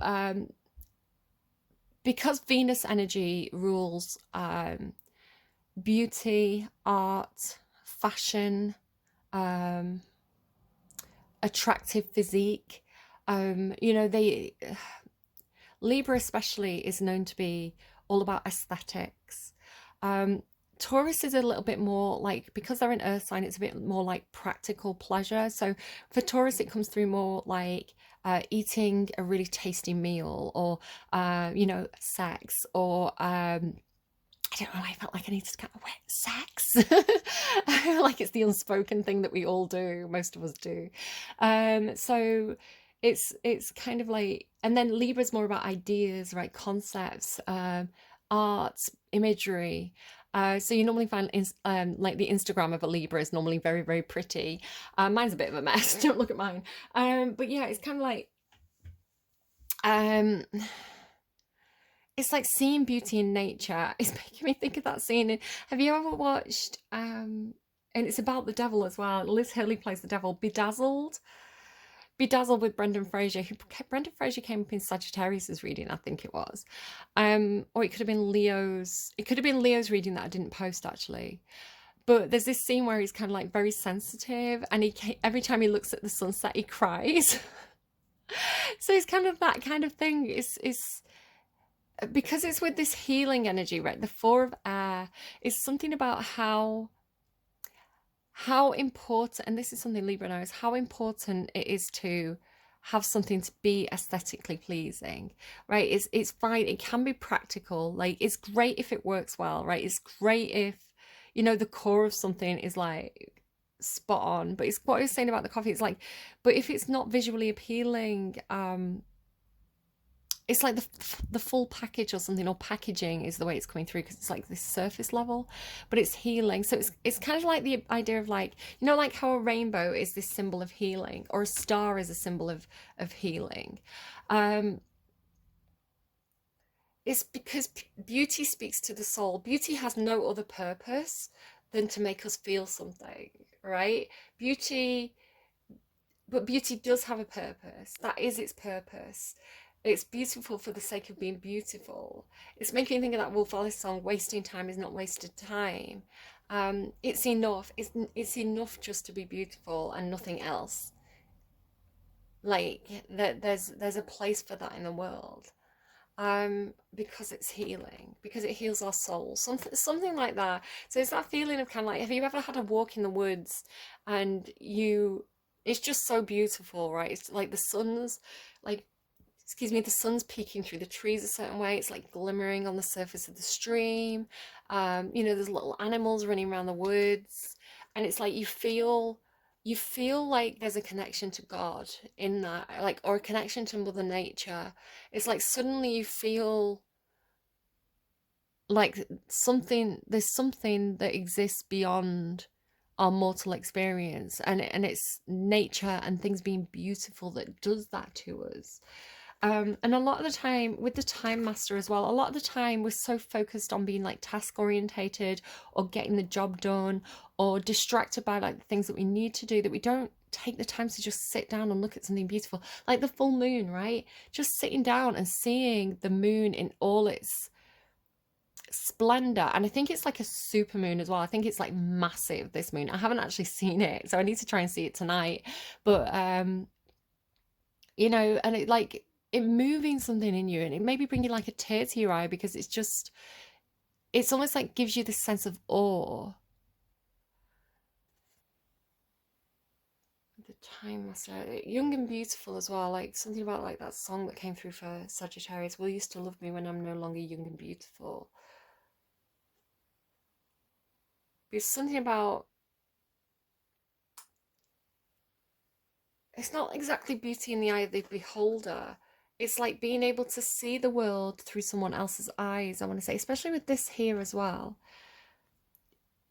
It's like, you know, you could walk past a painting and not think anything of it, but if you speak to someone who loves that painting and they tell you why they love it, and, you know, they point out all these beautiful details and they tell you the story around it, it's like suddenly you're brought into that world. Like, suddenly you can appreciate the value of it, where perhaps it's something that you were overlooked before. It's something like that. And then beauty, Four of Air, and balancing act. So this comes after the Eight of Fire, which again is like action, communication. But again, it's kind of giving me that idea of kind of like stringing the dreams, right? Putting everybody's dreams on a thread. And then with it being Libra as well, balancing act, it's a very Libran energy. The idea of like sending the dreams across one by one. Like, and the dreams being ships here. So It's like prioritizing dreams or balancing everybody's dreams or hopes or wishes in a situation, something like that. The balancing act and the time master, it's kind of like you can only do one thing at a time, right? You can only make one dream come true at a time. So maybe focus on the task in hand.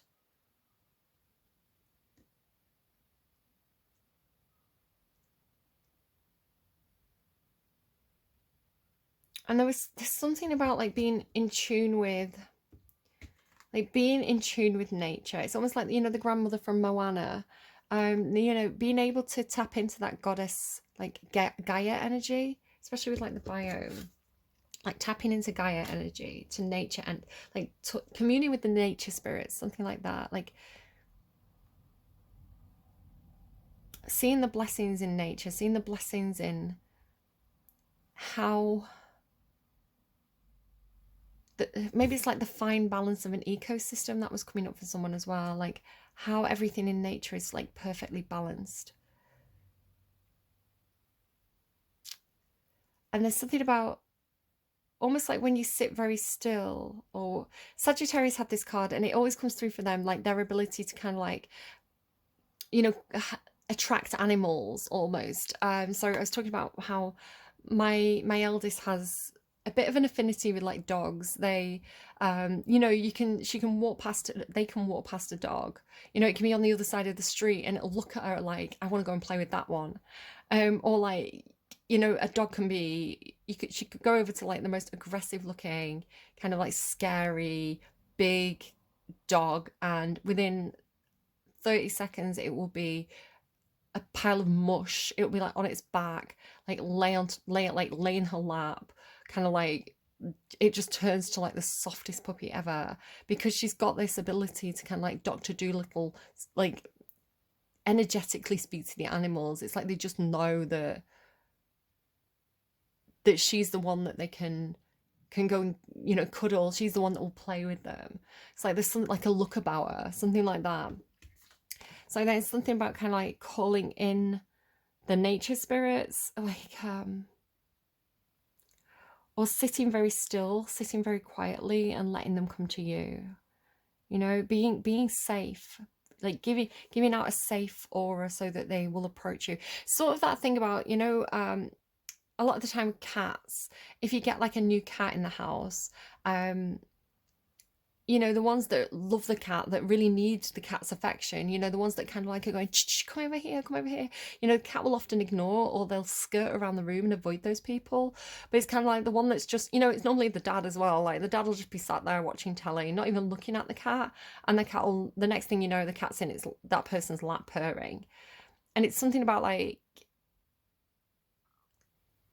I don't know, maybe it's something about like do with like not being too needy. You know, let them come to you.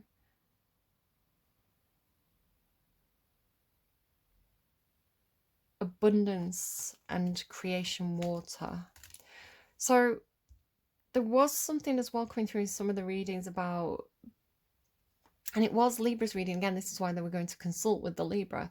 It was this thing about resource management, and feeling like a few of the signs, I think like Virgo, Leo, maybe even Scorpio, had this thing about almost like a famine energy. It's kind of like there was a shortage, and or a dry spell, and so they were going to say to Libra, like, where do we find the water? You know, where, like, what do we do when we've got like really low resources? And Libra was like rubbing two sticks together and creating a rainforest. It was the kind of way it's kind of like someone who's really good with working with minimal resources, so they know how to make the most out of like what you do have. It's funny because after that reading, I was talking about kind of like how my avocado plants in one of the readings, how basically I just, for a very small amount of money and recycling, I ended up kind of like planting and growing avocado plants. And then after that reading, I went for a walk, and it's that time of the year when everything's starting to drop its seeds, and I didn't, there was a damson tree and I didn't pick up, it's either damsons or prunes, I think it was damsons, and they were all over the floor, and I regret not picking any of them up now, because as I carried on walking home I started to see acorns. I was like, it's acorn season, I want to try and grow an acorn again, I want to try and grow an oak tree. So I grabbed like an acorn. A lot of them weren't in very good condition. This was like the best one I could find. And then there was like whatever this is, I don't know, it kind of looks like a little crab apple. Can I focus on it? I don't know what it is. Somebody tell me what it is. I thought maybe it's like a cherry tree, or like a crab apple. I don't know, but I'm gonna try and grow it. And so I need to go back and to where I saw the damsons and get some of those. And maybe some like conkers as well. I'm gonna have another go at growing some trees. And then I've got some cherries actually in the house that are going a little bit bad, so I'm going to use those and try and grow a cherry tree as well. I don't know if it'll grow though, because they're bought from the store, and seeds don't often grow when they're like from a supermarket. So not from, if it's like produce from a supermarket, if you buy seeds they should grow, but yeah. Okay, so okay, the unexpected and the rainbow. This was looking to me almost like maybe you and somebody else kind of admiring the full moon, and then almost seeing like an ET, like ET pass in front of the moon. It's kind of like if you blink, you'll miss it kind of energy. Because it feels very unexpected. I always say the rainbow, it's almost like, I think the first time it came through in a reading, it was like a cat running through the paints. So, you know, like you're painting and the cat just kind of like runs through unexpectedly and kind of like spreads paint everywhere. So but it's feeling, because it's like these two people viewing something, it's almost like looking at the full moon and then just by chance seeing like a falling star, or just by chance seeing, you know, something flash by in the sky and being like, oh my God, did you see that? What was that? Almost like right place, right time energy. And this bringing in some wisdom for you, right? So, and it feels like something about animals as well. It's like, you know, maybe like a rare bird, or, you know, a bird that you, maybe not a rare bird, but like a bird you wouldn't normally, you know, maybe somebody's parrot, like maybe somebody's parrot escaped, and so it's unexpected. It's like unusual to see it. So, you know, you're out for a walk in the woods, maybe looking at the full moon, because there's a full moon there, and it's like all of a sudden this parrot flies by, and you and that person being like, oh my God, did you see the parrot? And then wisdom. So yeah, it's like whatever this is for you, this unexpected thing, it brings in knowledge. Again, I'm not 100% sure about your reading, so I hope it's making sense to you. Like, I don't want to be like like farming likes, but it would be helpful if at this point in the reading it's making sense to you. As feedback to me, if you could hit the like button, just to let me know if it's resonating, because I am kind of struggling with this reading. Or if you feel comfortable leaving me a comment and leaving me feedback, that'd be great. But it is what it is, right? I can only read what my guides are giving me. And maybe I'm not supposed to have all the answers as well. Maybe I'm not meant to know too much about what's going on for you. This fear card, hyena, it also came through for Sagittarius, and it was talking about like the fifth threshold. Scorpio had a little bit of it as well. It was almost like being led in a new direction or going down a new path, and then almost wanting to turn back to what's familiar, because the new thing is kind of maybe overwhelming, because it's almost like stepping from black and white into technicolor, right? It's almost too much. It's too overwhelming. It's almost like somebody had this thing about like putting on glasses and being able to see differently. So maybe even putting on like a VR headset. It's like the instinct is to just take it back off, right? Because it's so alien. Or it's something to do with like if you've got really bad color blindness and you've never realized, and then all of a sudden you get those like color correcting lenses on. It's like, you know, it's like suddenly seeing the world in high definition. It's kind of, it's a lot to process, you know. So your cognitive reaction is to be like, oh, I need to take them off, I need to kind of like go back to the way I was before. But it's kind of like, don't do that, right? It's maybe for a moment, you know, maybe it's kind of like step back, take a deep breath, but keep going in this direction, because it's very vibrant, right? And there's nothing like there's nothing here in this landscape. It's so dry. So again, the idea of kind of like, you know, the water coming back in for you. It's funny because years ago I had this reading and it was kind of like, I can't remember it fully, but it was everybody was in a castle. And Cancer had kind of gone really prickly. It's kind of like they had kind of like big spikes outside their castle, like, don't come close. Your castle, you felt like you'd retreated and drawn up the drawbridge and turned the power off. It was like Capricorn's not home, nobody come knocking. Scorpio felt like they had the, you know, they were in control of the water supply. So it felt like Scorpio had turned the tap off and was like, you know, holding all the water back, like nobody could have any water. So they were almost like starving people out. And Libra was almost like, whatever, I'm going to go over there and talk to my friends in Leo's castle, or I'm going to go and talk to my friends in Sagittarius. Like Libra had like gone off for help, right? They were going, using their connections, using their network to kind of like, you know, bring other people in, like to find help elsewhere. So in one of the readings, I feel like it could have been Scorpio. No, was it? Oh, it was Libra's reading. It's like Libra had convinced Scorpio to turn the tap back on, was the way it was. It's like Scorpio is no longer depriving the land of water. But it was going to come through back in like a flood, was the way I was seeing it. So it's kind of like here it comes again. Here comes the water again. So if you feel again, especially like, because it's self-protection for a Capricorn to kind of like, it's like their heart can turn to stone, right? It's kind of like it can be very cold-hearted if they've been in a situation that's hurt them. It's like they have that stone heart energy. And so again, to kind of like worm the way back in, like, and light Capricorn back up from the inside. And it's like the water flooding back in, right? But also something about the creation, because you had Genesis as well, right, by Dua Lipa. Something about the ability to tap into pure creation energy, which is what I call the light.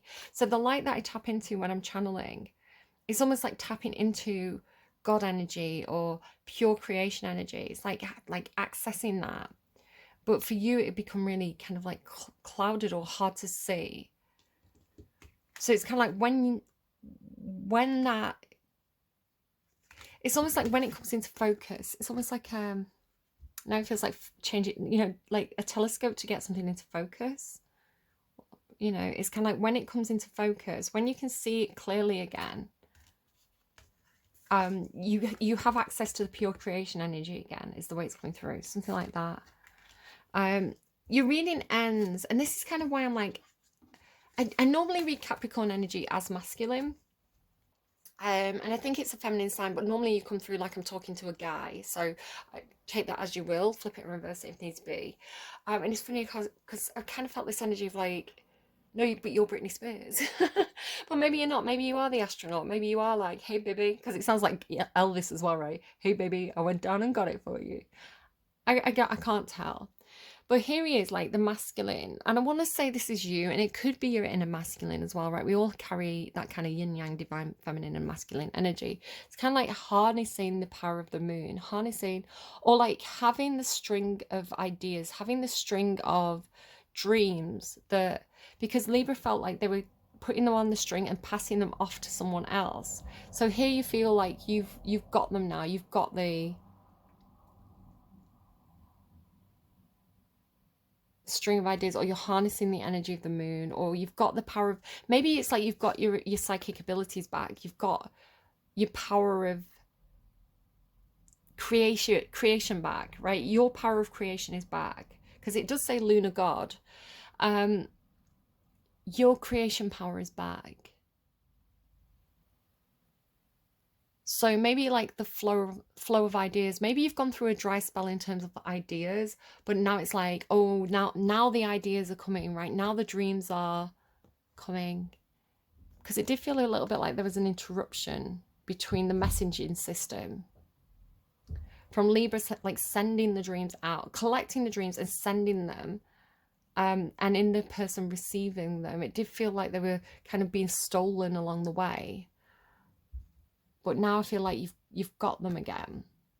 And then with the ancient oak spirit and strength, it really feels like emperor energy, right? I love the oak spirit because it does talk about growing strong, right? Really looking at where you came from, really planting your roots firmly, really stretching out into the future, which is like stretching up to get ideas and moving forward with those, but also being a source of strength for other people, like being, like, I'm hearing a shoulder to cry on, like being, it's almost like being the strong pillar in the circle of the centrifugal force, which was in Scorpio's reading, Sagittarius's reading, right? It's like your stability, you're strong, you're providing the backbone to whatever this is. Which again, your opposite sign is Cancer, and Cancer had this thing about like, if there's an emergency, everybody comes to my house.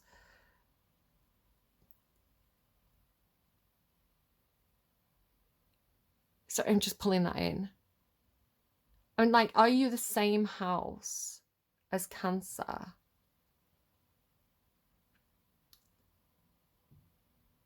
Or are you an alternative? Are you saying you can also come to my house? Because this is very, very stable. Let's get you a song. Let's get you a song to close out your reading. I'm tired. I think doing readings, especially these big storytime readings, it drains me. It's like it drains me energetically, but I love doing them. And I am in a little bit of a rush because I want to get the September readings out before September. And I did do those you and me readings, which probably I shouldn't have done, but I kind of roll with whatever my guides are wanting me to do. So yeah, I do feel like I really need to have a good rest, which is this card here. I've got a really busy couple of weeks as well. I'm like, like calendar full energy. Okay. So I should rest while I've got the chance. What am I trying to do? I've got so many messages. Tummy's rumbling. I've ate now though. It's like my tummy rumbles when I'm hungry, and then it rumbles when I'm digesting. I've got a noisy tummy. Okay. I've got a Spotify advert. Okay, hang on. Let me close and open it, and then it should tell me what the song was. I didn't see. Normally I catch a glimpse of it, and I didn't that time. Oh. You've got Lap Dance by NERD, Vita and Lee Harvey. Okay. Parental Advisory, Explicit Language, Lap Dance by NERD. I really like NERD. At least like that first album that they did, I really like that. Oh my god. What did I say? It's like I was picking up that dog energy, right? It says, dirty dog. I'm a dirty dog. It says, I'm an outlaw, quick on the draws, something you've never seen before, and I dare a mother effer to come in my face. I got something chrome, and I got it from home, and it ate a microphone. It's so real how I feel, because this society makes a man want to kill. I'm just straight ill, riding my motorcycle down the streets, while politicians are sounding like strippers to me. They're saying, but I don't want to hear it. Oh, baby, do you want me? You could get this lap dance here for free. So again, he's comparing politicians to lap dancers. It's a raw night. Who wants a bar fight? Well, come on, all right. And okay, what's this?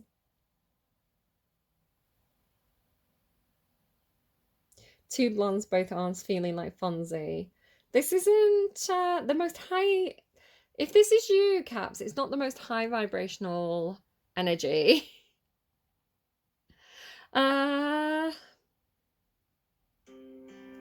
Like that JP Sachs. You should know I'm in... you should know if maybe it's a front. Maybe it's fronting.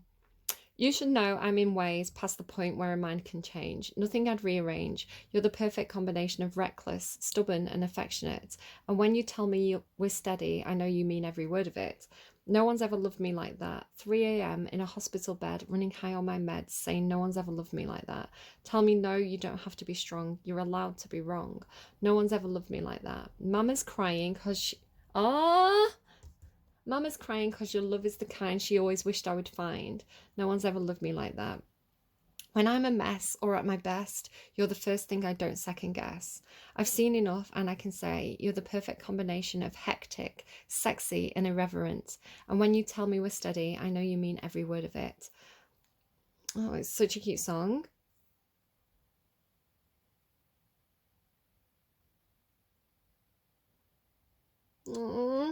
I mean, I like that song better than Lap Dance. Oh, baby, do you want me? You can get this lap dance here for free. I don't know. That's bringing that's bringing up the messy, right, Capricorn? Should we acknowledge the messy? Because I know that my Cappies, especially my male Cappies, have been through some have they've they've had a few moments where maybe they've not been in the highest vibration, especially those moments where Pluto. Oh no, I said it. I'm sorry to anyone who's Spanish speaking. There's this TikTok. No, I actually saw it in YouTube Shorts, and it's this family, and the mum is Filipino and the dad is South American, but I can't remember which specific country, maybe Colombian. Um, and there's a food. I'm talking about the food, guys. In From where the mum's from, and it's called puto. But that's a swear. It's the C word, I think, in Spanish speaking languages. So this little girl's like saying that she wants the food, and the dad's like, and it's very cute and wholesome. I was talking to my eldest the other day about swear words. I'm like, why are we bothered when kids say swear words? Because one, most of the time they don't know what it means, right? Two, I think, language only has power when we give it power. At the end of the day, it's just sounds that our face makes. It doesn't have to mean anything. And the power of language, but also the idea of like, do we give language too much power? What is a word anyway? And the definition of words is always changing. So like I say, you can make sounds with your face, and it can be offensive in South America, and it can be a delicacy. I mean, maybe it's a delicacy around the world, I don't know. It's like something you want to put in your face. Yeah, I don't know. Yeah. And I was saying, like, I let my kids swear. At first I give them speeches about kind of the power of swearing, and if you swear too much, the swears lose the power, and they're only really effective, like the most effective when you surprise people with it, right? The most effective when you use the swears in an emergency. It's like, get the but if someone swears all the time and it's part of the common parlance, it kind of does lose its effectiveness. It's just kind of, and then it starts to sound potty mouth. So yeah, I do think that swears are a part of language and expression, and they deserve as much respect as words that are in the dictionary do. Shakespeare made up words all the time. Roald Dahl made up words all the time. Who's the other guy, the Victorian guy? Oliver Twist, Charles Dickens. I think he made up words as well. So, playing with language. And Sagittarius came up with a new word as well. They had a centrification, like gentrification, but centrification. And it was actually when I found the word, which isn't a real word that's in like a dictionary, I found it in an academic paper. So it's, they were cleaning this phrase. So I don't know, what's in a word. A rose by any other name would smell as sweet. I don't know why I'm ranting about that. There could be something in that for you. I feel like there's something else. I always have this feeling like I've missed something in your readings, or there's something else you want me to say. So I'm actually gonna just give me a second. Let me see if I can pull anything else out of the ethers for you. I'll be back.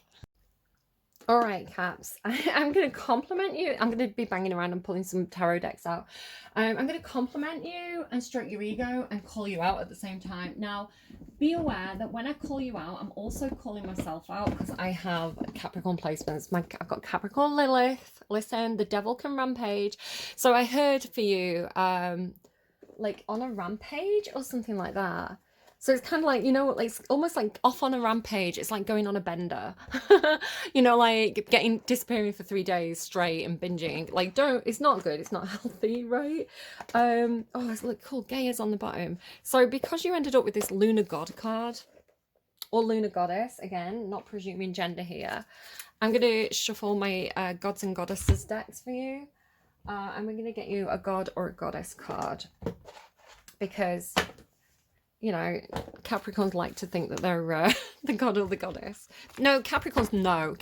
Listen, I got Capricorn placements. I know I'm the goddess in this reading.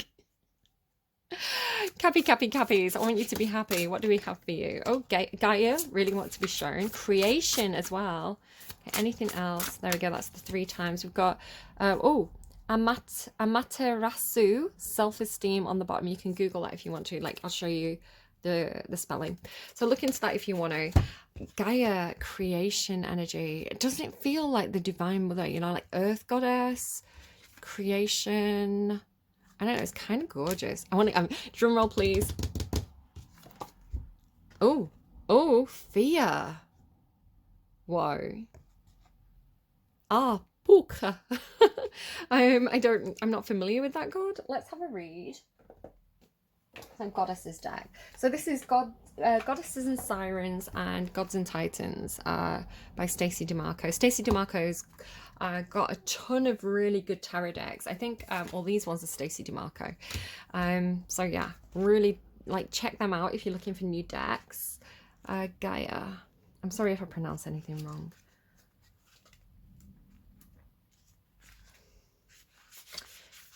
Okay, Caps. You are creative in every way. There are no barriers to consistent creation.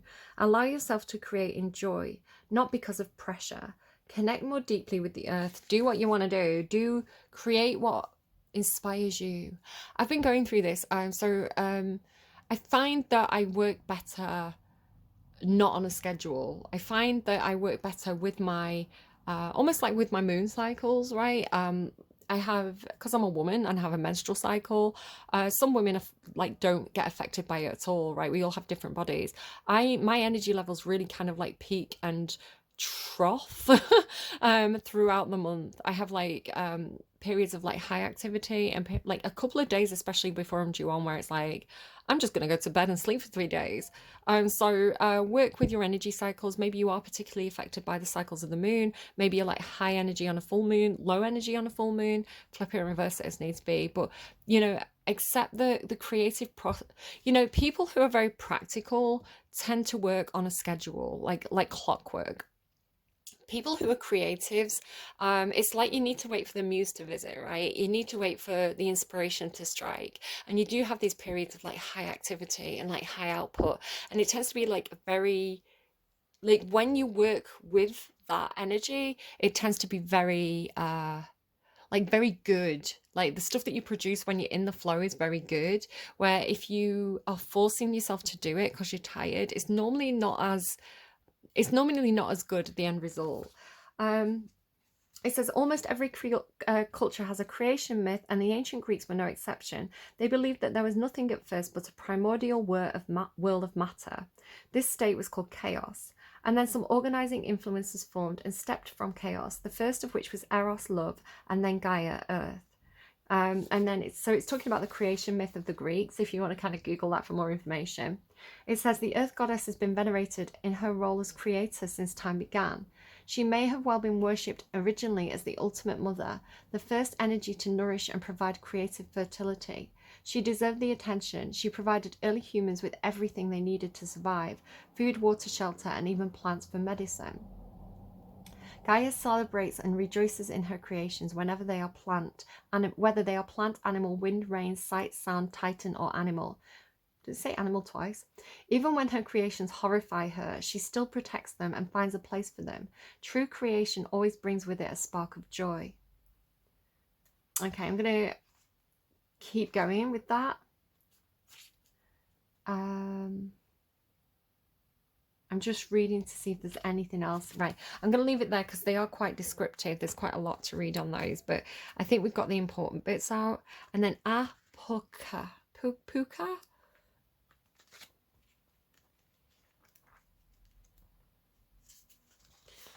So you've got like the ultimate mother here, right? Like creation energy. And then you've got this masculine god over here. Examine your fears, and you've got fear. Oh, Caps, guys. And gals. Cappies in general. Capo, Cappy. Arpu, fear. Examine your fears. What is there to be afraid of? You are being asked to confront what frightens you.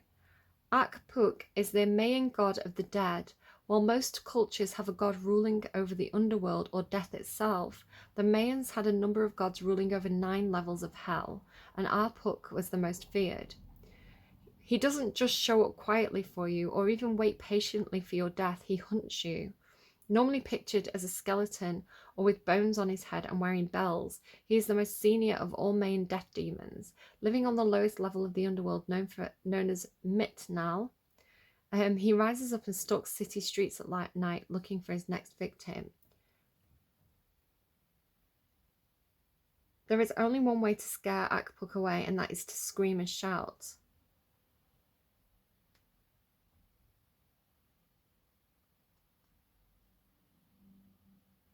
Should Akpuk come ringing his bells, fear may be in your consciousness. What are you most afraid of? Are you afraid of being judged by others? Are you worried about tests, grades, and classes? Do you fear being ridiculed or not measuring up?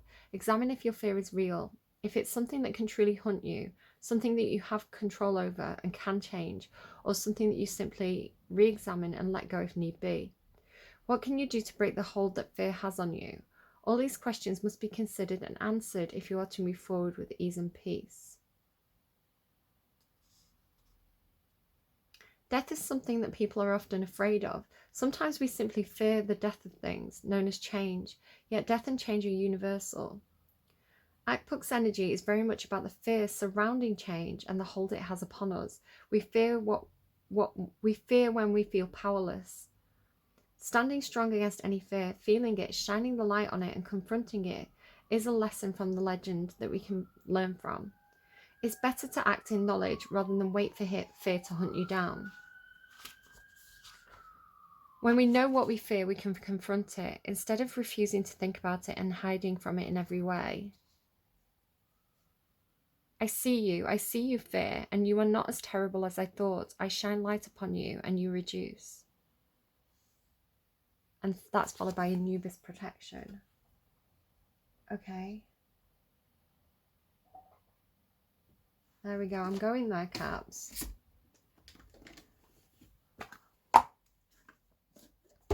I'm hunting the hunter.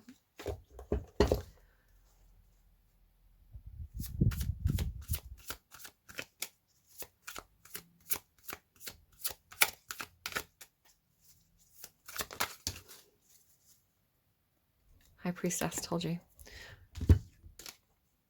The wheel. Yeah, you're scared of change. You're scared of the wheel turning. Like, look, with like the thread of the life as well, the fates. Are you scared of your fate?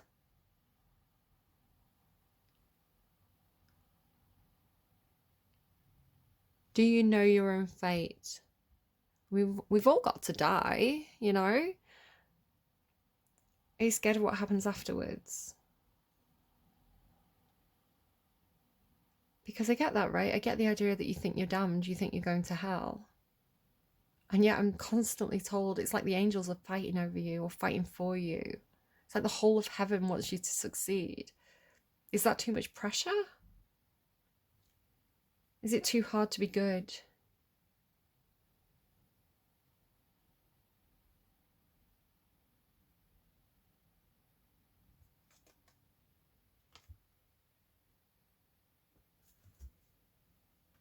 Hang on. Hang on.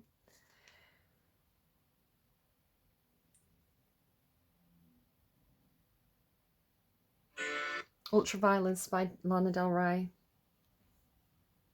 Ultraviolence. He used to call me DN, that stood for Deadly Nightshade, because I was filled with poison but blessed with beauty and rage. Jim told me that, and he hit me and it felt like a kiss. Jim brought me back, reminded me of when we were kids with his ultraviolence. I can hear the sirens. He hit me and it felt like a kiss. I can hear violins. Give me all of that ultraviolence. He used to call me poison like I was poison ivy. I could have died right there because he was right beside me. Jim raised me up. He hurt me, but it felt like true love. Jim taught me that loving him was never enough with his ultraviolence. So it is talking about like being in a cult, right? We could go back to New York. Loving you is really hard. We could go back to Woodstock, where they don't know who we are. Heaven is on earth. I would do anything for you, babes. Blessed is this union, crying tears of gold like lemonade. I love you the first time. I love you the last time. Yo soy la princesa. Comprende mis white lines. Because I'm your jazz singer and you're my cult leader. I love you forever. I love you forever. That it's not good. It's not good. Worried about your caps.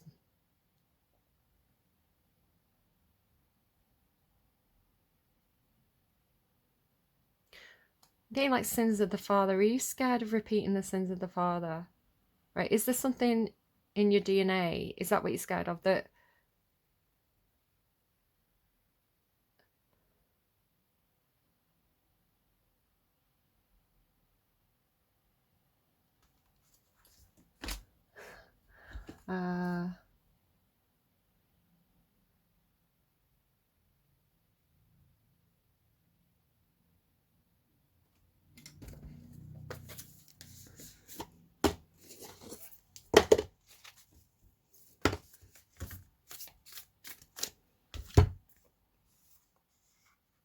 the mystic, the high priestess, Kairos. Is that mythic truth?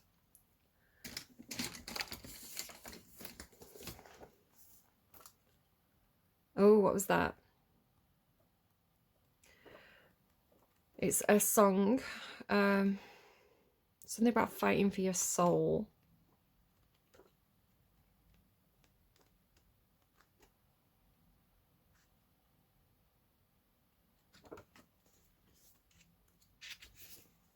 Kairos, mythic time synchronicity. We've all had the experiences of timelessness, of life beyond the ticking of the clock. It may be felt as time standing still, slow motion, or losing track of time on a walk, or in a lovely conversation. This is known as mythic time, and it's the territory of Kairos. This card suggests there is a secondary time continuum that goes beyond any earthly clocks and schedules. That's what I was picking up on, right? Like the idea of like the time working differently in the black hole. Within this non-linear realm, we access divine timing. A single moment ripens with auspiciousness, and our actions change the trajectory of our whole life. Time becomes a living thing that watches over us and tells us precisely when to speak or act. When this card appears, it's all about patience and precision. No clock can guide you forward. Wait for the rush of inner knowing and not a moment longer. The idea of fighting against time, and then the mystic. The seeker, the light worker, the dreamer. The mystic is often misunderstood in our culture, depicted as a wandering or light-hearted daydreamer. Yet like Shiva, the true mystic plays a critical role in society, remaining fearlessly dedicated to the path of transformation. In order to save the earth from darkness, Shiva swallows the poison of the world and holds it in his throat, slowly transmuting the liquid into nectar. This is the work of the mystic. They do not fear darkness, but rather sit in the presence of it, harness the potential and latent energy behind it, and embed it with light. They are patient and prudent change makers, seeking growth above all else. Unanswerable questions are the mystic's lifeblood. The mystic revels in mystery, in the great riddle of life, dancing with the forces of light and dark upon its wings.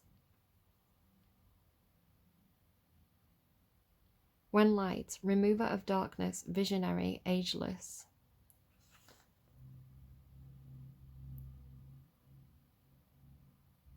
It may seem that the mystic is inward facing, yet its light beams back to the world with the strength of 1,000 stars.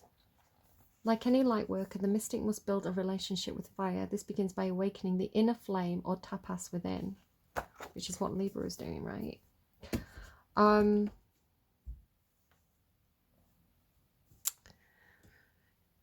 May flights of angels wing you to your rest, Capricorn. You're going to be okay. Honestly, I don't know. I always get this feeling of like soul retrieval for you, right? Like going down to retrieve the soul from the underworld, whether it's something that you're doing or it's something that is being done for you. It's kind of epic. Would I expect anything less from Capricorn energy than just something epic? I'm gonna go. I hope that was helpful to you. I am here to serve. And yeah, I'm gonna go. Take care. I'll see you again soon. Bye, friends.